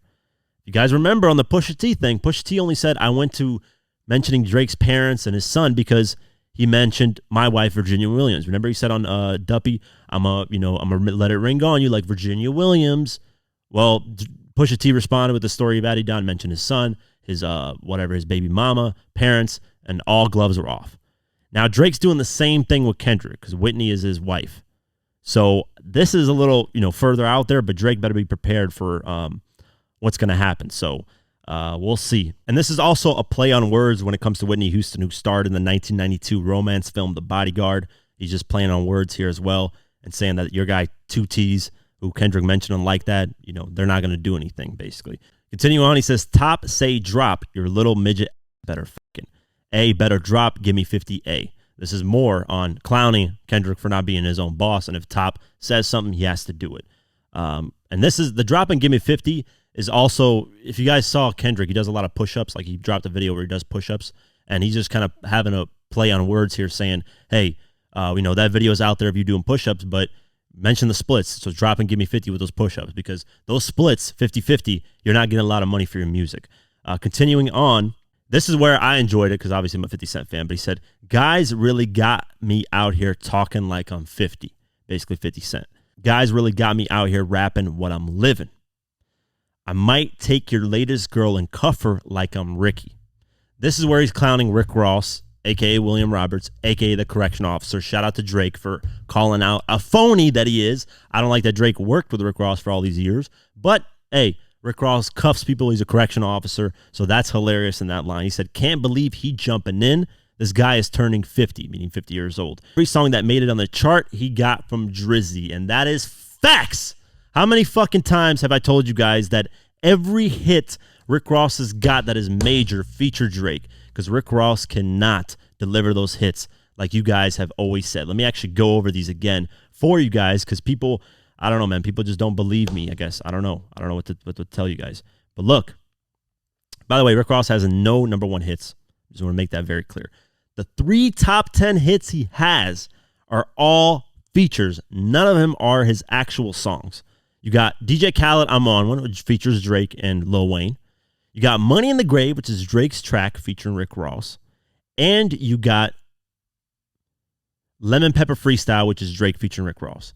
The 3 top 10 hits Rick Ross has in his career is records from other people. So I don't want to ever hear about Rick Ross being the greatest. Thank God Drake cooked him on that because it's true. Rick Ross, get out of here, bro. You get washed up. Continuing on, he said, spend that little check you got and stay up out my business. Worry about whatever going on with you. And this line got removed from the final version. And what this is basically worry about whatever you got going on with, and he censored it, and it's Diddy. That's what's going to fill it up. Because if you look at the bars, 50, Ricky, those type of lines, Diddy makes sense. But that line got removed, even though it was censored on the leaked version. And if you guys don't know, there are a lot of rumors of Rick Ross and Diddy doing things at Diddy's parties with other men and other people. That's the rumors going on. So he's saying, listen, why are you in my business? Go worry about that bigger stuff, those sexual assault lawsuits that you got going on. So it's kind of little shots at Diddy here and there too. A shout out to that hooper that be busting out the gritty. Now he's going at Ja Morant, which is hilarious here. We know why you mad. I ain't even tripping. All that little heartbroken Twitter shit for the... Now, what is Drake talking about here? This is a subtle shot at Ja Morant, where apparently Ja Morant and Drake both dated this woman, Johanna Leah. And Drake is alluding that's why Ja's mad. Basically, Ja Morant sided with Metro Boomin and Future. Because Metro Boomin tweeted, once you pick a side, stay there. And Ja Morant said, yeah, stay on that side. He basically sided with Metro Boomin and Future. And Drake saying the reason why you're mad is because we dated the same woman and you're heartbroken. You're in your feelings over that. So he's even setting shots at NBA players. It's getting ridiculous. Continuing on, I ain't even rapping after this. I'm way too busy. This for all the top dogs dropping Give Me 50. I don't know. Going at all top dogs could be interesting. And that fucking song y'all got is not starting beef with us. This shit been brewing in a pot now. I'm heating up. Now, this is where he mentions J. Cole apologized. I don't care what Cole think. That dot shit was weak as fuck. He's basically saying in these bars, hey, this is not where the beef started. We've been sending subliminal shots at each other for a minute. But now it's clear as day. And that's why I respect Drake for. I respect Kendrick for. They went directly at each other. Well, Kendrick started going directly. And now Drake responded directly. There's no subliminals here. This is about as direct as it gets. And he's saying, listen, we've been sending subliminals at each other since 2013. I don't care about that anymore. We're going directly at each other and says, I don't care what J. Cole apologized and what he thinks about you. Your shit is weak as fuck. He continues and says, champagne tripping. He's not fucking easing up. Guys calling Top to see if Top want to piece it up. Top want to piece it up. Top want to piece it up. Nah, now you're on your own when you're speaking up. You don't roll deep to this. It's not fucking deep enough. Now, there's a lot of speculation on this. So I'm going to go over what I think over this because Top is no longer with Kendrick Lamar. Obviously, they've got their own things going on. But let me break down what this is because it's very interesting. Now, initially, when you read these bars, it sounds like Top was trying to call Drake and Kendrick to piece it up. But if you look at it from a different perspective, and this is just a possibility because of this line right here, this is where he says, nah, pussy, now you're on your own when you're speaking up. What this could potentially mean is that J. Cole got Top, like J. Cole got in between both of them, got Top to call and try to get both of them to piece it up. That J. Cole intervened because J. Cole did speak up and apologize to Kendrick Lamar. So that line, now you're on your own when you're speaking up, could potentially be at J. Cole. I know it's a little bit of a stretch, but that's potentially could be there. I don't know. Things might be heating between J. Cole and Drake as well. We don't know, but that could also mean, hey, now you're on your own, Kendrick. When you're speaking up, you can't have anybody defend you. TDE, blah, blah, blah. You're with PG Lang, your own label. Now when you speak up, it's just you. There's nobody that's going to come in between and defend you anymore. So that's what that could mean as well, but, I don't know. But now continuing on, this is where he sends, I think, shots at Kanye West. Because Kanye West did jump into this battle and say, I washed, Kendrick on No More Parties in L.A. I washed Drake, and he just went in and said, I'm the best. I'm the GOAT, blah, blah, blah. So Drake, and Kanye have had issues back and forth. They've mended it. They had issues again. But this is where I think he's sending shots at Kanye West. He says this, begging Kai Sanat, boy, you not fucking beating us.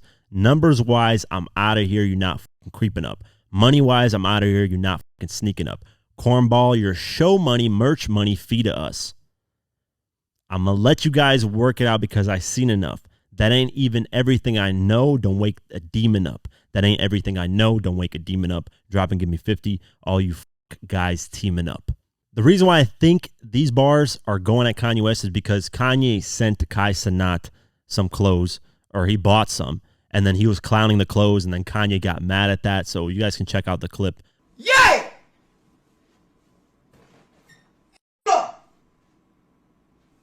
Instead of small, dango, not an extra, extra large. The fuck am I supposed to do with this shit? Of that here, and he's basically playing, with the merch stuff, saying, hey, what we do in show money, you're trying to catch up in merch. And obviously Kanye ruined his kind of net worth and stuff because of all the stuff he said. He used to be a billionaire, now he's not. Drake's saying, listen, I'm way ahead with hits, I'm way ahead now with money. You're not catching up. And then at the end, he just basically says, all you guys are fucking teaming up to go at me, and I'll take on all you guys. But the crazy thing is, on the final version, it transitions. And it transitions into a new track. Basically a preview of what Drake is going to drop, maybe after Kendrick or whoever responds. On the preview track, he just says, drop, drop, drop. And at the end, he says, I was really trying to keep it PG. Meaning, like, I'm going to go way, way further. I'm going to get really, really disrespectful with this. Which, I'm all for. Now, on the leaked version, obviously the Diddy line got taken out, but also this as well got taken out. On the demo version, he said, what, teaming up with all y'all falling like some dominoes. Bros turning hoes, dog. I ain't got enough of those. I can't wait to see how far you guys get to reaching now. This is the closest thing you guys get into a feature now. Basically, I'm never going to help you guys. I'm not giving you guys the Drake Stimmy package. And then he says, backpedal gang, because a few of y'all been reaching out. Y'all drew the line. What the fuck we got to speak about? Get your fucking head tapped. You guys get to peeking out. You had a song for 4 years. Drop that shit and shut your mouth. Apparently, Kendrick, he's feeling like Kendrick had a diss track for a while. Shut your mouth and drop it. He wants all the smoke. But these lines got removed because I can see why it can get removed, because the backpedal gang line might be a slight diss towards J. Cole. And maybe, he probably doesn't want to diss J. Cole, or he maybe wants to diss J. Cole because of those other lines that he mentioned in the song. So we don't know about the J. Cole aspect, but hey, man, Drake went in, and my full review of the record is basically he delivered. I wanted him to respond to everybody on one track like 50 Cent did Piggy Bank and just aim at everybody. And that's what he did. And I know people are going to be like, well, he could have winning more on Kendrick, he could have winning more on Lace. Mind you, guys, he's responding to multiple people, 7, 8 artists on one track. So it's hard to, a 3-4 minute track, unless he releases a 20-minute track and just goes in. But you're putting out all your ammo there, you're putting all your cards out, and he doesn't want to do that. Wait till Kendrick responds with whatever he got, and then go back and forth. You don't want to put everything out there immediately. Drake is saying, I got more ammo, I got stuff that you guys have no idea about. That if you guys go at me, I'm just going to keep going. So overall, I think it's an amazing diss track. I think Drake delivered. The beat is hard. Delivery's hard. What he said was hard. I mean, hey, man, this is just, this is literally officially round one, because Kendrick had a verse that was going at them. Kendrick hasn't released a full song going at Drake. So Drake has responded with a full song. Now Kendrick can drop with a full song, and that's officially going to be round one. In my eyes. I know some people are going to have it different. They're going to judge the Kendrick verse and the Drake whole song and compare. I don't think that's fair, because, you can only fit so much in a verse. But Kendrick basically sent the bait out. J. Cole took it and didn't like the bait and just said, I'm out of here. I'm not dealing with this. Drake took the bait and went in on everybody that went at him. So we'll keep our eye out, man. I'm going to keep you guys posted. Man, I'm excited. I've been wanting this since 2017. Every single day on the podcast, I've been saying we need the battle with Drake and Kendrick. That's something in hip-hop that's going to go down in history. So here we are, guys, and it's as good as I can imagine it being. Drake released his diss track, and hip-hop responded. Everybody was in shock, and Drake went at everybody that went at him. Dissed Rick Ross, Kendrick, Future, Weeknd, and actually named some of them by name, and people were shocked. People couldn't believe that actually Drake took that route instead of just potentially going one-on-one with Kendrick. He decided to go at everybody, which was the route I was hoping for. So a lot of people reacted to it. A lot of people that got mentioned reacted to it. And Rick Ross actually responded immediately with the track. So let's go over all these insane reactions from people. And Metro Boomin responded immediately on Twitter. He posted a photo of him, The Weeknd, and Future. And in that caption, he said, the biggest three, with hashtag We Still Don't Trust You, which is the latest album that he released with Future. And The Weeknd's all over that album, subliminally dissing Drake, as well as ASAP Rocky. Then from that, of course, The Weeknd responded and posted on his Instagram stories him grabbing popcorn and laughing on the couch. Basically laughing off the diss like it's nothing, like, ha ha ha, you're just making jokes. Because in Drake's diss, he was actually going at not only The Weeknd, but he was going at The Weeknd's manager and clowning them and basically the whole team, just like The Weeknd did with Drake, where he was talking about your shooters, aka Baka Not Nice, is doing TikToks. So Drake responded with a favor by going at his team as well. Following that, Rick Ross went on Instagram and posted a photo of him in the studio and then a video of him laughing in the studio. And then we came to find out a couple hours later, he dropped his own diss track, Champagne Moments, going at Drake and talking about Drake got a BBL and he has a fake nose surgery, and he's richer than Drake, and so on and so forth. And the crazy thing is, Meek Mill responded as well. He posted on Twitter, damn shit really up out here. Now, what's got me questioning this is when Meek Mill and Drake were going at it, Rick Ross wanted nothing to do with it. But the second Drake and Rick Ross have an issue, he goes at Drake immediately. And you got to think, the reason why Rick Ross explained in his Champagne Poetry track, the reason why he even went at Drake and unfollowed him is because he wouldn't clear a song for French Montana. So Rick Ross would go harder for French Montana than his own artist at the time, Meek Mill. So something is weird about there. If I was Meek Mill, I would be feeling some type of way when it comes to Rick Ross. Because I would say, listen, I'm your own artist at the time when I was signing Maybach Music. You weren't vouching for me. You stayed out of it. But you're vouching for French Montana, and that's why you got involved with going at Drake.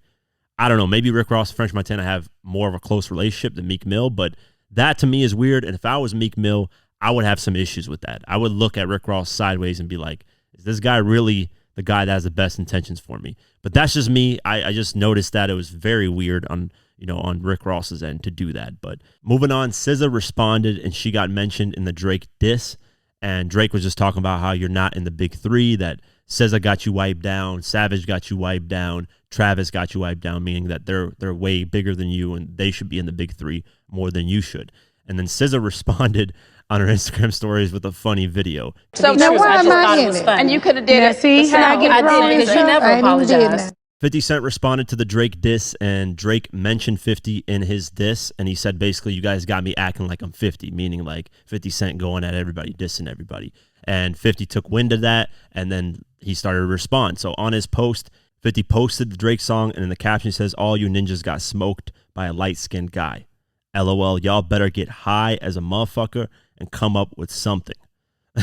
Which that's funny in its own way. You guys better get high and figure out some creativity because this is up and it's up. And that's 50's opinion on Drake's diss. He felt like, hey, Drake smoked all of them, so everybody has to come up with their own diss record. And I'm already hearing Kendrick's getting something cooked up. So moving forward, LeBron James responded, and LeBron was caught before he was practicing for a game. He was in warm up. He was rhyming word for word the Kendrick Lamar Like That verse. And if you guys know anything about Drake and LeBron, they got a close relationship. So I'm sure that made Drake feel some type of way, but I'm sure Drake was like, all right, I'm not going to mention, LeBron James in my diss. That would be messed up. But LeBron responded to it and posted an emoji of an owl representing Drake's OVO, which is the owl, with a bunch of fire emojis. And then he followed that up with nothing like two heavyweights doing what they do best for the love of the sport. And I agree wholeheartedly. Competition, as long as it doesn't get crazy and violent, this is what we like. Two of the best sparring and, giving their best musically. Continuing on, Memphis Bleak responded. Memphis Bleak has had his own beefs, and of course, he's basically Jay-Z's right-hand man. He put a bunch of laughing emojis and said, this shit crazy out here, rap heating up again. 100%, man. This is probably one of the craziest couple days in hip-hop, I think, ever on social media and just internet age-wise, because it's been ridiculous. The past like 3 weeks, you could say, has been something where we're expecting something, and then Drake, Kendrick says this, J. Cole disses, then apologizes, and then Drake comes out of nowhere. We're thinking it's AI, is it a leak? And then, Future and Metro Boomin dropping another album dissing Drake, and it's just a bunch of stuff going on at once. Rick Ross responding within a couple hours. So yeah, I agree with Memphis Bleak. It's probably one of the craziest weeks. Then Jay Electronica, who's obviously featured on, the Kendrick Control verse, Big Sean featuring Kendrick and Jay Electronica. And then Eventually, Jay Electronica got mad at Kendrick for that verse because it basically took the shine away from Big Sean and Jay Electronica, and everybody was paying attention to the Kendrick verse. But he responded, and it was of a movie clip, and it's hilarious because it's like a sergeant talking about, you know, a bunch of people going against one person, and that's what Drake's basically doing. 20v1 is what Drake said on the diss track, so check it out. You want a war you can't win? Are you telling me that 200 men against your boy is a no-win situation for us? You send that many, don't forget one thing. What? A good supply of body bags. Hey, that's a hard clip, man. A good supply of body bags. Drake's done his thing so far, man, so it's going to be interesting to see what everybody responds with their own music, because we already got the Rick Ross response in ours, and Rick Ross took the more comedy route. I mean, he did spit some bars here and there, but he took more of a comedy route, so that's interesting in itself. Mike Jones responded. So I know if you guys have no idea what Mike Jones is, basically a huge artist in 2005, blew up in Houston, and, you know, took the world by storm. 281-330-8004, which is his number he was calling out, and he was saying, who? Mike Jones? Yeah, Mike Jones actually responded because Drake in the song said, drop and give me 50, drop and give me 50. That is an actual song for Mike Jones. It's called Drop and Give Me 50, featuring Hurricane Chris. She busting it wide open with Shaking on the Floor. I love that record. Anyways, Mike Jones posted, this is the Drake stimulus package. This is Drake's impact on any artist, whether it has anything to do with him or not. Posted that his Drop and Give Me 50 record, within a couple hours of that Drake diss releasing, gained 300,000 plays. And his caption, he said 300,000 plays out the blue, 100 emojis.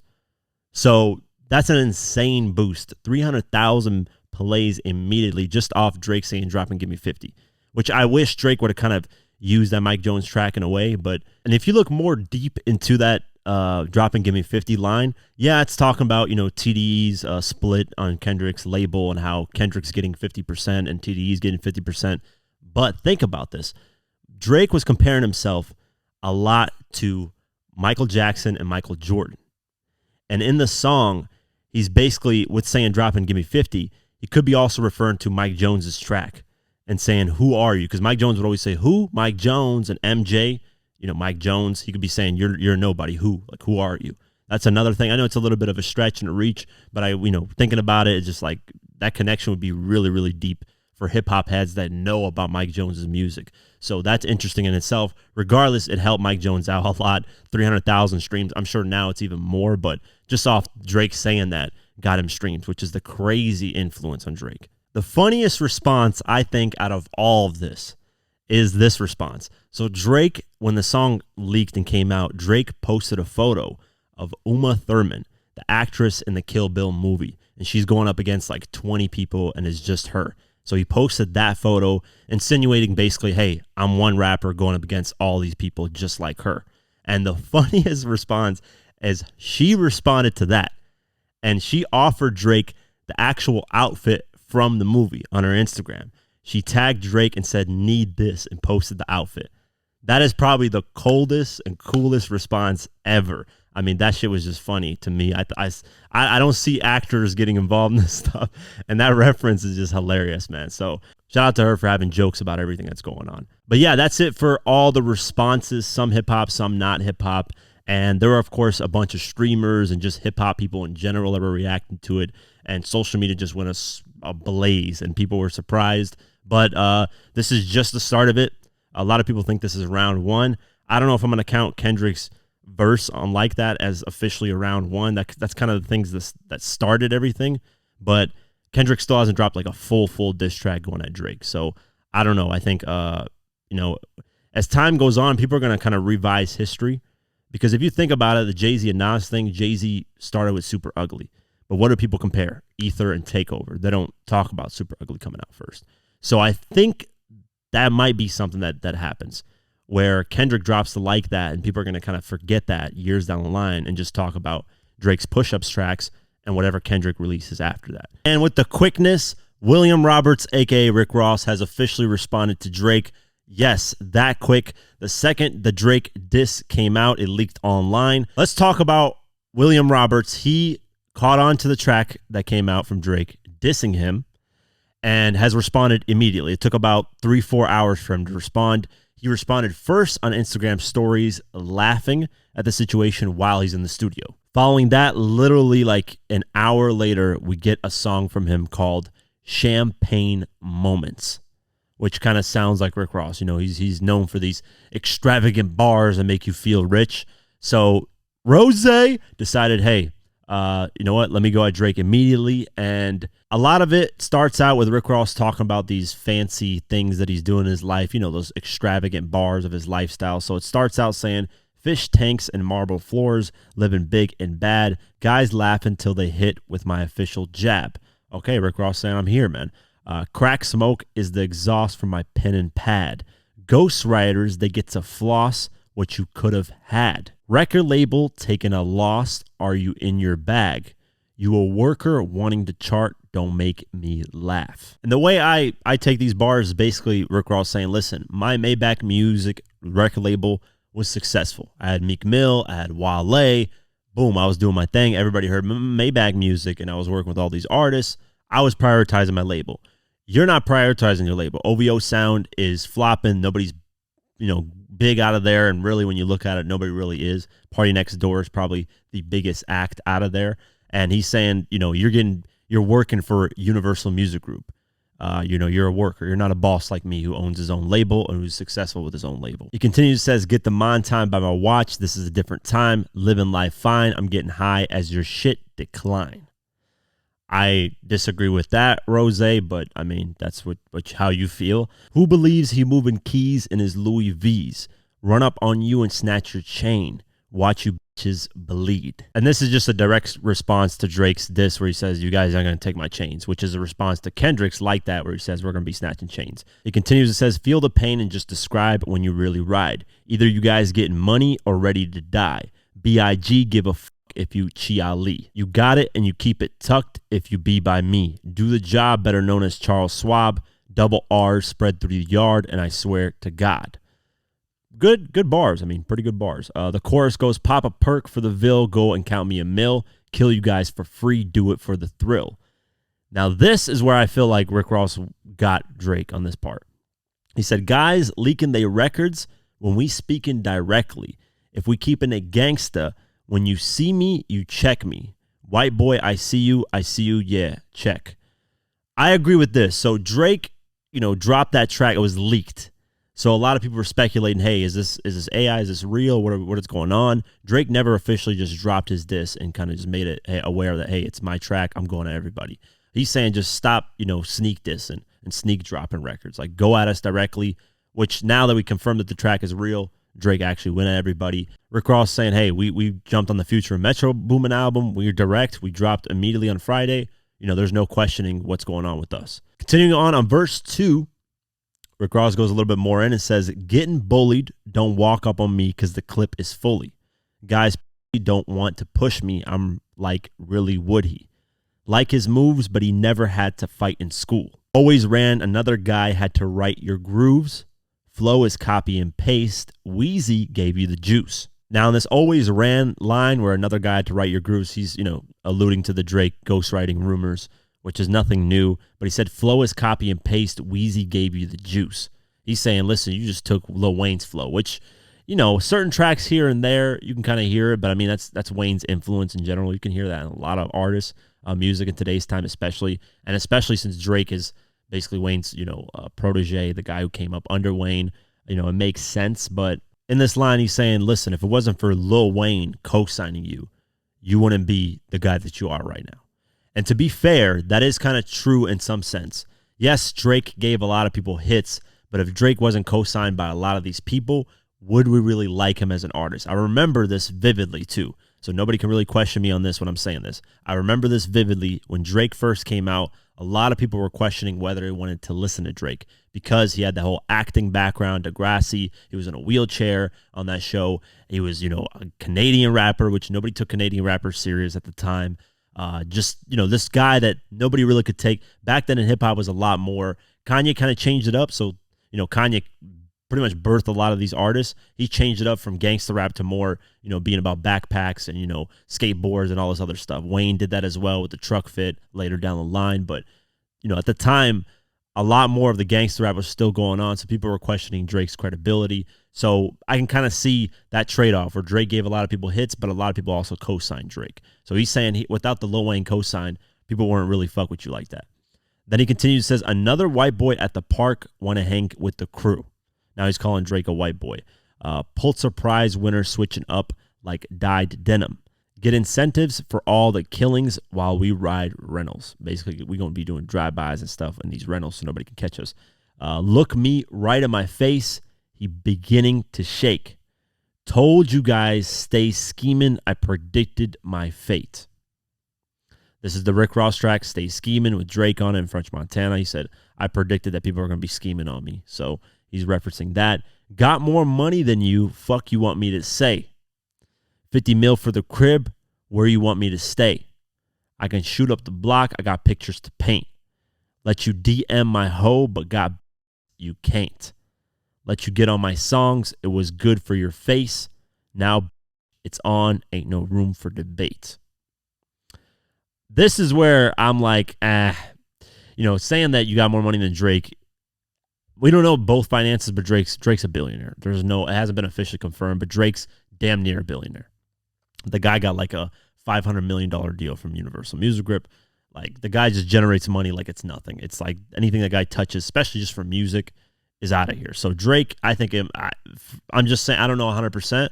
I think he's a billionaire. So Rick Ross will be talking about money versus a billionaire. Yeah, Rick Ross worth probably 8 figures, but at the end of the day, it's like, Drake is richer than you. So that was kind of something that I was like, all right, doesn't really make sense. And he's talking about women, let you DM my girl, which is that girl that that Drake flew out that used to be Rick Ross's ex. He responding to Rick Ross by flying her out to his concert. So he did that at the time when the Like That track came out. Rick Ross posted on his IG story bumping the Like That verse from Kendrick Lamar dissing Drake. So, I let you DM her basically. And I'm messing with women that you can't mess with is what he's saying. The chorus repeats again. And then the outro is interesting because the outro is where Rick Ross does his shit talking, which I think he got from 50 Cent. 50 Cent was actually the first artist to really do that, where he sends out diss tracks at the end, he's shit talking. So he got that from 50. In the outro, he posts a video of Drake basically praising Rick Ross, which is hilarious because a lot of these artists were praising each other before this beef. So a lot of people can do that. They can just take these clips and post these artists praising each other. There's Weeknd praising Drake at one point, Drake praising Rick Ross at one point. A lot of people were praising each other at one point. But in the video clip, Drake says, by the way, I got a lot of respect for a lot of rappers, but I got one guy. He's my favorite person to rap on any song. His name is Rick Ross. And then he drops the Maybach music ad lib or whatever drop. And then he says this, you ain't never want to be a basically N-word anyway, meaning you don't want to be black. That's why you had an operation to make your nose smaller than your father's nose. That's not true, man. If you look at the photos, Drake's face has changed over time, but that's because when you get older, your face changes slightly. That just happens as time goes on, as you get older and as you age. So that whole thing of the nose job, there's nothing to prove it. There's like, look at photos. People were like literally zooming in on photos on social media saying, oh, he did get a nose. Like, even if he did, right? Who gives a fuck? Like, what does that got anything to do with really anything? Is that something he revealed that's potentially behind the scenes? Yeah, that would have been kind of shocking, but at the end of the day, it's not true. I'm willing to bet 99% of it is not true. So, and then he revealed why he unfollowed Drake, because that's where the beef started when Rick Ross unfollowed him. People were like, what's going on? They're close. They're always rapping with each other, making music together. What happened? He reveals why he unfollowed. He said, I unfollowed you because you sent the motherfucking cease and desist to French Montana. You sent the police, hating on my dog project. Now here he could be referring to 2 different tracks that leaked online. One of them is called Big Pun featuring Drake, and that was rumored to be on French Montana's Mac and Cheese 5 project. Snippet came out in May 2023, and then a full one in December. And then this song was believed to be produced by Metro Boomin, and obviously Drake doesn't like Metro Boomin. Like, the beef started a little bit earlier with the Her Loss and his album, going back and forth with the Heroes and Villains album, Metro Boomin. So Drake probably felt like, hey, I know you're French Montana, and I know I rock with you, but I don't rock with Metro Boomin, so he's not going to make money off me. So he ceased and desist from that track being on the Mac and Cheese 5 project. Or he could be referencing the Splash Brothers track, which is another track that leaked with French Montana and Drake, initially scheduled for Montana's album They Got Amnesia. The song was finally released on Mac and Cheese 5 with Rick Ross and Lil Wayne replacing Drake. So that's another potential, cease and desist. The funny part about this is you sent the police. I'm going to go on that a little bit later. That wasn't the same white boy that I seen when you were making them early records, when you were happy to be around us, seeing guys hold them sticks, meaning those guns. Like, you were happy to be around us. Oh my God, I'm surrounded by all these gangsters. Like, this ain't the same. When you first got into hip hop, you were this humble guy who didn't deal with all this gangster stuff. Now you talking all this tough talk is basically what Rick Ross is saying. You owe motherfucking Stunner your life. Saying, hey, you owe Birdman your life. Give Weezy some more money, he says. Lil Wayne, give him more money. Give Rap-A-Lot more money. White boy, he says. Rap-A-Lot is Jay Prince's label. Jay Prince Jr. discovered Drake, sent him to Lil Wayne, and then Lil Wayne liked what he heard and then signed him. So, Jay Prince and Jay Prince Jr. have ties into Drake's money, and of course, Drake gets the mob ties from them. So, the biggest, it's Rose says, we can do it how you want to do it, where you want to do it, anytime you want to do it. I'm ready. I'm ready, white boy. I know you got your Dockers on with no underwear, white boy. Yeah, you had that surgery, that six-pack gone. That's why you're wearing that funny shit. Show you can't hide it, white boy. He's basically talking about Drake, and he wears these outfits at his shows. But really, those outfits, in my opinion, that Drake be wearing is potentially to keep him cool while he's performing. That's one reason. Or just, it looks cool. Maybe he feels like he likes doing it. I don't know about the whole surgery. People did say that he did get a Pusha T hinted at this with the story about it down the surgical summer, that he got his tummy tucked and stuff like that to get six-pack abs. Whether he did that or not, I don't know. But let me go over how I feel about this diss track, right? A lot of people on social media hyping this up. But what did Rick Ross really, really say on this diss track? Was it anything that was even true? The nose job thing doesn't look like it's real. I mean, just look at photos. If you want to analyze photos all day, look at them. That is 100% not real. The second thing he talked about was being fat, getting a tummy tuck. Rick Ross, you're the last person to be talking about somebody being fat. Like, that's the worst person to be. That's the thing, too. Drake shot himself in the foot with his own diss track that he dropped, and Rick Ross is shooting himself in the foot with his diss track. Not only about that fat thing, right? The tummy tuck thing. You can't be talking about somebody being fat when you're fat yourself. That just doesn't make any sense. If you look like a potato and you're talking about somebody else looking like a potato, you're both potatoes at the end of the day. Come on, man. And then the third thing is him talking about you called police. Come on, guys. We know Rick Ross, history correctional officer. I know he tries to play it off as I was in there to help street guys and funnel things through the cells and all that stuff. Came out that wasn't true. Freeway Rick Ross, the real Rick Ross, who Rick Ross stole, William Roberts, a.k.a. the rapper Rick Ross, stole somebody's whole identity. That guy revealed that Ross is lying about that Ross had a credit card when he was in high school, that his parents looked out for him. He didn't have this street life. I can get into all that and a whole different thing. I'm probably even going to make a documentary on it because it's just that whole thing Rick Ross is fabricating about is just mentioning cops is when you're a former correctional officer, that shoots yourself in the foot again. So there's three things. One, the fat joke, tummy tuck. Two, talking about Drake's nose, which is weird and it's not even proven or anything just based off the photos. Three, you're talking about having more money than Drake when you don't. That's just like, you can look that up, net worth. You can look how much Drake makes per year, per whatever. His net worth in general is way higher than Rick Ross's. And then 5, I'm just going to throw this out there because it's hilarious. Rick Ross got his chain snatched, at least one of Rick Ross's members, Gunplay, got his chain snatched by 50. So if you're talking about chain snatching, you never got that chain back, Rick Ross. So that's, when people are talking about all this, Rick Ross cooked Drake. Come on, man. Let's be 100% honest here. A lot of the stuff Rick Ross said was just like gossiping, talk and stuff like that. The part that he did get him with was guys leaking their records when we speaking directly. If we keeping a gangster, when you see me, check me. That part, he got him. Drake did leak that record, and Rick Ross saying, we're talking directly to you, and you're doing this sneak diss and stuff with that leak. I agree with that. And 6, Rick Ross is talking about workers wanting to chart How can you talk about charts when Drake literally gave you your biggest songs on the charts? Like, Rick Ross shot himself in the foot so many times on this track. And for anybody to think that this is that great of a diss, it's all right, man. Rick Ross should have took his time, because Rick Ross can deliver great diss tracks. I believe he can. He did it with a lot of artists. He even did it with my favorite 50. But it's like, take your time, bro. Don't release in 3 hours. I know you want to get into it and automatically, but just take your time. If you would have waited a day, 2, 3 days, we probably would have got something more calculated and better. Maybe we would have got Rick Ross and Kendrick. Maybe we would have got Rick Ross and Future. I don't know. But take your time. So he shot himself in the foot all over this track. It's not that great of a record. It sounds pretty good. I mean, the production's there. Rick Ross always has a great ear for production. But, you know, I don't know about the French Montana stuff. I really don't care. Even if he sent a cease and desist, Drake doesn't owe any of you guys verses or bars or anything. To be honest with you guys, he doesn't know anything. He's given you guys so many fucking hits over the years that it's like, yeah. But yeah, that's my take on the Rick Ross track. What do you guys think? That's my breakdown of it, because honestly, he just shot himself in the foot multiple times. Talking about chain snatching, talking about your tummy getting tucked when you're fat, you know, all literally Drake has to do to respond to Rick Ross. This is all Drake has to do.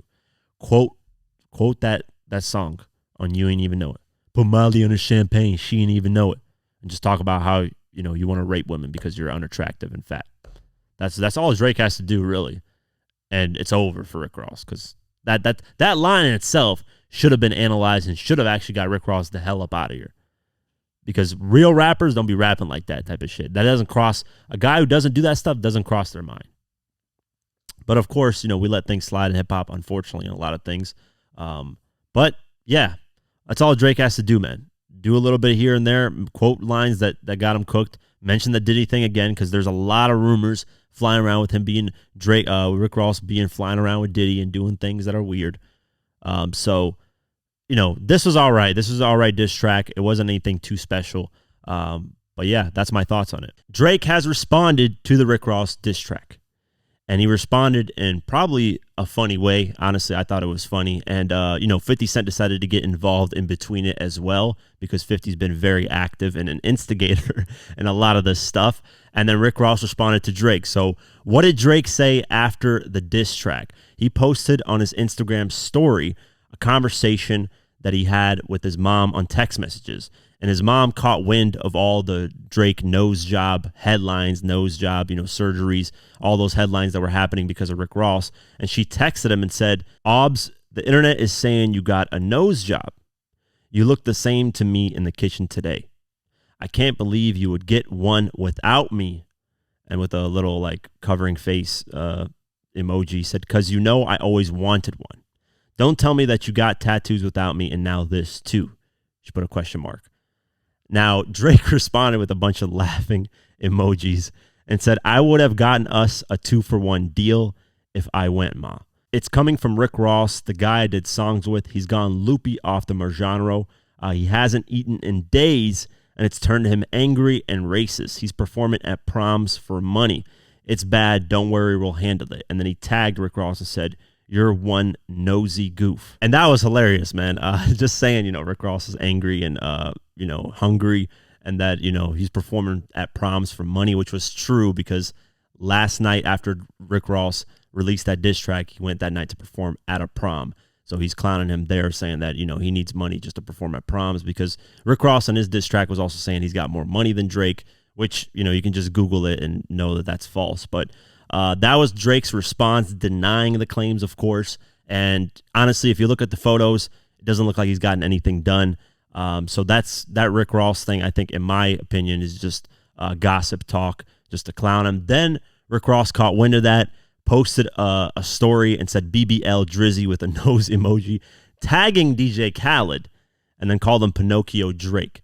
Now, the funniest thing out of all this, the person who's got the most casualties out of this is DJ Khaled.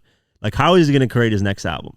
I think we're done hearing DJ Khaled albums, or he's going to start featuring artists that are way less of tier, because now Rick Ross, Drake, Metro Boomin, Future, everybody's got their own side. They're not going to, you know, work on a DJ Khaled album together. So that's the funniest thing. The person who loses the most out of this is DJ Khaled. And then Rick Ross continued and started clowning him some more in some videos on his Instagram. Rick Ross also, while performing at that prom show that night, wore a t-shirt with Drake's face on it, and then he posted that on his Instagram and said, "Whose knows?" tagging Drake, and said BBL Drizzy. He continued that on his Instagram stories and responded to Drake, and this video is hilarious, man. Rick Ross is funny at times. I can't help but laugh. I mean, he called Drake BBL Drizzy as well as Cupcake Drake. Is just something else, so check out the video. Oh, it's such a beautiful day. Me waking up from a nap, I just realized BBL Drizzy called his mommy on me. He shared their text messages between each other. Cupcake Drake, tell your mama you stayed out past your curfew, white boy. You wanted to hang at the park with the niggas, smoke weed with the niggas while we washed our old school Chevys. White boy, you got a Chevy, white boy? I doubt it. But anyway, big nose. Big nose. Boy, you had 25% body fat with a carved out 6-piece. Stop. We know what time it is. That shit costs 40 bands. Stop. But tell your mama, well, in Miami, we say old girl. Tell your old girl she a beautiful lady. I told you that before, and I meant that. But you tell your mama, white boy, you stayed out at the park too late, and you can't call her when you get in this shit. This shit too deep to call your mama, white boy. That, I'm telling you, Rick Ross is funny at times. It's ridiculous. He said a 25% body fat with a carved out 6-piece. That is just, I don't know. The only Rick Ross can come up with like words like that and just say it in such a funny way. And then I think, to be honest with you, I think this Drake and Rick Ross thing is probably going to settle. The dust's going to settle with these two because, I mean, he just complimented his mom and just said she's still a beautiful lady, blah, blah, blah. Tell her I said that. So I think it's just funny talk back and forth. So I don't see these two having beef down the line unless it's something really serious behind the scenes. And if the beef really started over what Rick Ross says, which is Drake not clearing a verse for French Montana, then it's not really anything serious. The Kendrick and Drake thing is like actually serious. These other people are kind of just casualties and people that are in between. At least that's the way I'm viewing it. Continuing on. To the luxuries of life. I might write a song today called Who Knows? Who knows? One thing about, I'm going to say this. You niggas with them BBLs, you niggas, I'm speaking specifically to you niggas with BBLs. If you got a fake body, you got a fake mind, nigga. Leave that shit to them cute bitches walking around in YSL heels. Not you bitch niggas in OVO, the pastrami posse. After that video, he posted something on his Instagram story and said the bridge of your nose somehow got smaller, BBL Drizzy, and tagged Drake and then hashtag white boy, which I really don't see it, but I mean, that's what Rick Ross is speculating. Following that, 50 Cent got involved. And 50, of course, has some history with Rick Ross and doesn't like him at all. They're still beefing. They don't like each other one bit. And 50 posted the text message that Drake posted. And in the caption, he says, Marangero makes you hungry and racist. We don't need this shit. Take it off the market. LOL. Which is a funny caption, man. I think he's having fun with this.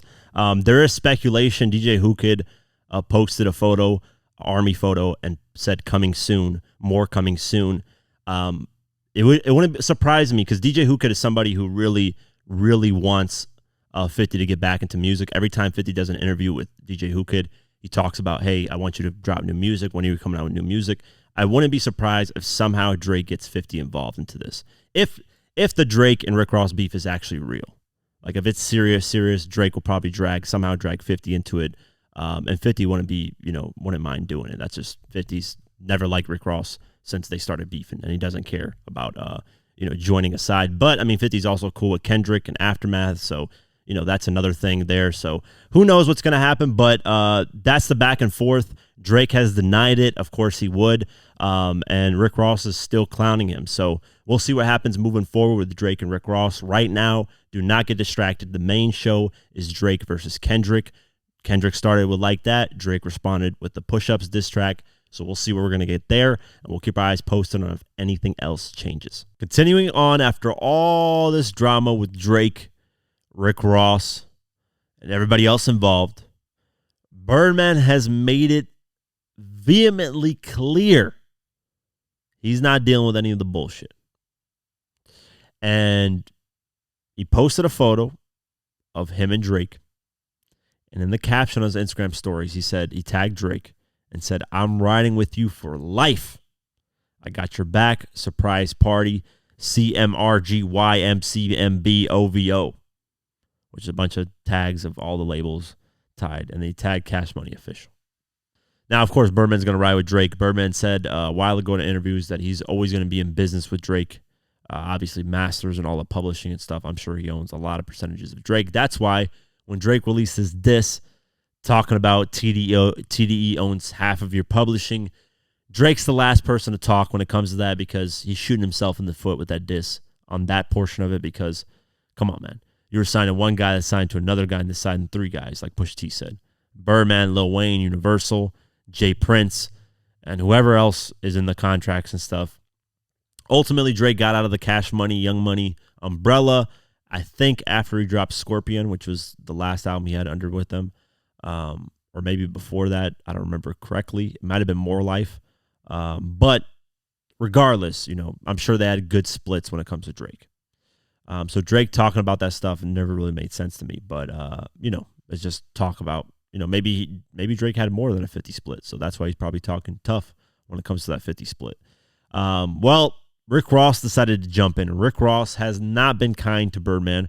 Rick Ross and Birdman haven't seen eye to eye in a minute. A while ago, if you guys remember, Birdman and Lil Wayne were going through their issues of Lil Wayne saying that Birdman wasn't paying him his rightful money, and they eventually ended up settling that and eventually became friends again, which everybody expected. So it didn't make sense to take a side in that because people knew that Birdman and Lil Wayne would eventually become friends again because they've been basically brothers forever. So once that got settled, but before they got settled, obviously Rick Ross sent shots at Birdman on the track Idols Become Rivals. And he said, you just stole money from people, pay Lil Wayne what he's owed, pay DJ Khaled what he's owed, all this stuff. That was a while ago. That was in like 2017, 16. So Birdman and Rick Ross haven't seen eye to eye since then. And Rick Ross decided to chime in and basically clown Birdman for getting his Miami mansion foreclosed on. Yes, let's go over it. So back in 2017 towards 18, Birdman was facing issues with his Miami mansion. And a lot of it stems from, just the way he bought the house and what happened with the previous owner, whatever the case may be. So let's go over the article. Rap mogul Brian Birdman Williams, whose labels have been home to dozens of Nicki Minaj, Drake, and all that, is facing foreclosure on a Miami Beach house he bought in 2012 for $14.5 million, according to Miami-Dade County records. Birdman, 48, the founder of Cash Money Records, was just sued by the holder of the $12 million loan with the Palm Island house as collateral. The Fort Lauderdale-based private lender, Chemtov Mortgage Group, claims it gave Birdman the money in February 2015. But according to the paperwork associated with the lien that was just filed against the home, Birdman stopped making payments on the loan in June. Since then, has accrued more than $800,000 in unpaid interest, late fees, and charges. According to the foreclosure lawsuit, Birdman has yet to respond and hire an attorney. The house, meanwhile, has been for sale since the time he stopped making his loan payments, so nothing to do with his relationship with the songstress Toni Braxton. With 7 bedrooms and 11 bathrooms, as well as a beach volleyball court that faces the channel that runs alongside Mark Arthur Birdhouse, was listed for $20 million over the summer. The asking price was reduced for a more affordable $16.9 million. So he did get foreclosed on the house, apparently at least. They tried selling it for $39 million at one point,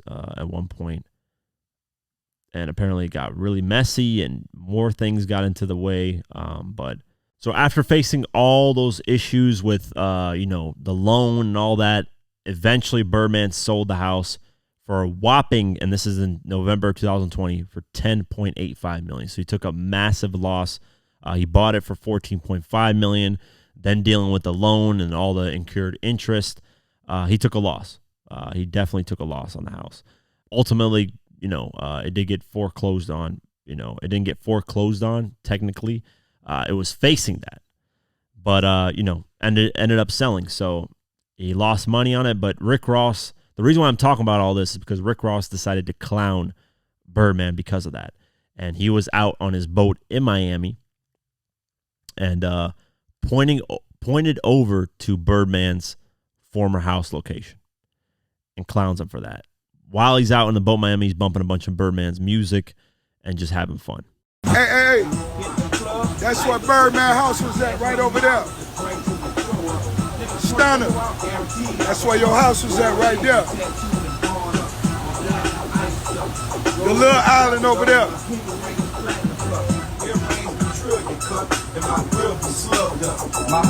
Damn, it turns out Stunner Island isn't no longer Stunner Island. That's unfortunate. So, yeah, I don't know how Birdman's going to take that. Birdman does not take well the disrespect, man. But we'll see, man, if he actually reacts to it. But Rick Ross is not joking around. I'm sure he could have said worse things, but, you know, clowning somebody for getting their house sold and losing money on it burns, especially because it was such a public thing that he was potentially going to get it foreclosed on, that, it's just clowning. So we'll keep our eyes posted, and hopefully it doesn't lead to anything crazier. Continuing on, new music. Obviously, Future Metro Boomin dropped We Still Don't Trust You, the album. Party Next Door dropped Lose My Mind. Chris Brown dropped the 1111 Deluxe. Key Glock and Young Dolph dropped the Let's Go remix, Fire. Even though Young Dolph is, has been passed away, got killed a long time ago, it sounds like he's alive on this track, man. Perfectly mixed and mastered. I think his vocals should have been a little bit higher, a little bit louder at least, than the beat. But other than that, flowed on it perfectly. Go check that out. Fire track. And Dua Lipa dropped Illusion. Ken Carson Overseas. And then Huncho dropped Closer to Over. Continuing on, album sales. Beyonce secured the number one spot again at number one with 131,000 sold first week. J. Cole debuted at number 2 with Might Delete Later with 118,000. And he removed the diss track off streaming platforms. Continuing on, Tomorrow dropped Minisode 3. That debuted at number 3 with 105,000. Future Metro Boomin We Don't Trust You is at number 4 with 99,000. Morgan Wallen One Thing at a Time is at number 5 with 71,000. Number 6 is Benson Bone with Fireworks and Rollerbladers at 55,000. Ariana Grande Eternal Sunshine number 7 with 48,000. Noah Khan is at number 8 with 44,000. Olivia Rodrigo Guts number 9 with 42,000. SZA SOS at number 10 with 39,000. Bryson Tiller debuted a number 11, his self-titled album, with 39,000 sold. Going down the list, Glorilla debuted her mixtape Everything at number 18 with 32,000 sold. Drake For All the Dogs is at number 20 with 31,000 sold. Travis Scott Utopia number 21 with 30,000 sold. Kanye West Ty Dolla $ign Vultures at number 27 with 23,000 sold. 21 Savage American Dream at number 29 with 22,000 sold. Kendrick Lamar Damn at number 46 with 17,000 sold. Drake Take Care number 47 with 17,000 sold. Lil Baby My Turn number 48 with 17,000 sold. And that's it for today's episode of the Diverse Mentality Podcast. My throat, no homo, no Diddy, is actually hurting because I've been talking so much. I don't know why. It's just killing me right now. So I'm glad we ended the podcast. A lot of talking when you're by yourself.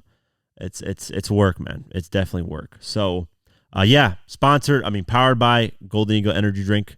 Shout out to them. Please check out drinkgoldeneagle.com/DMP. Support them. They're supporting all of season 4 of the podcast. So please support them. Of course, Spotify, Deezer, Podcast, YouTube, all that. Have an amazing night, day, whenever you listen to this, and peace.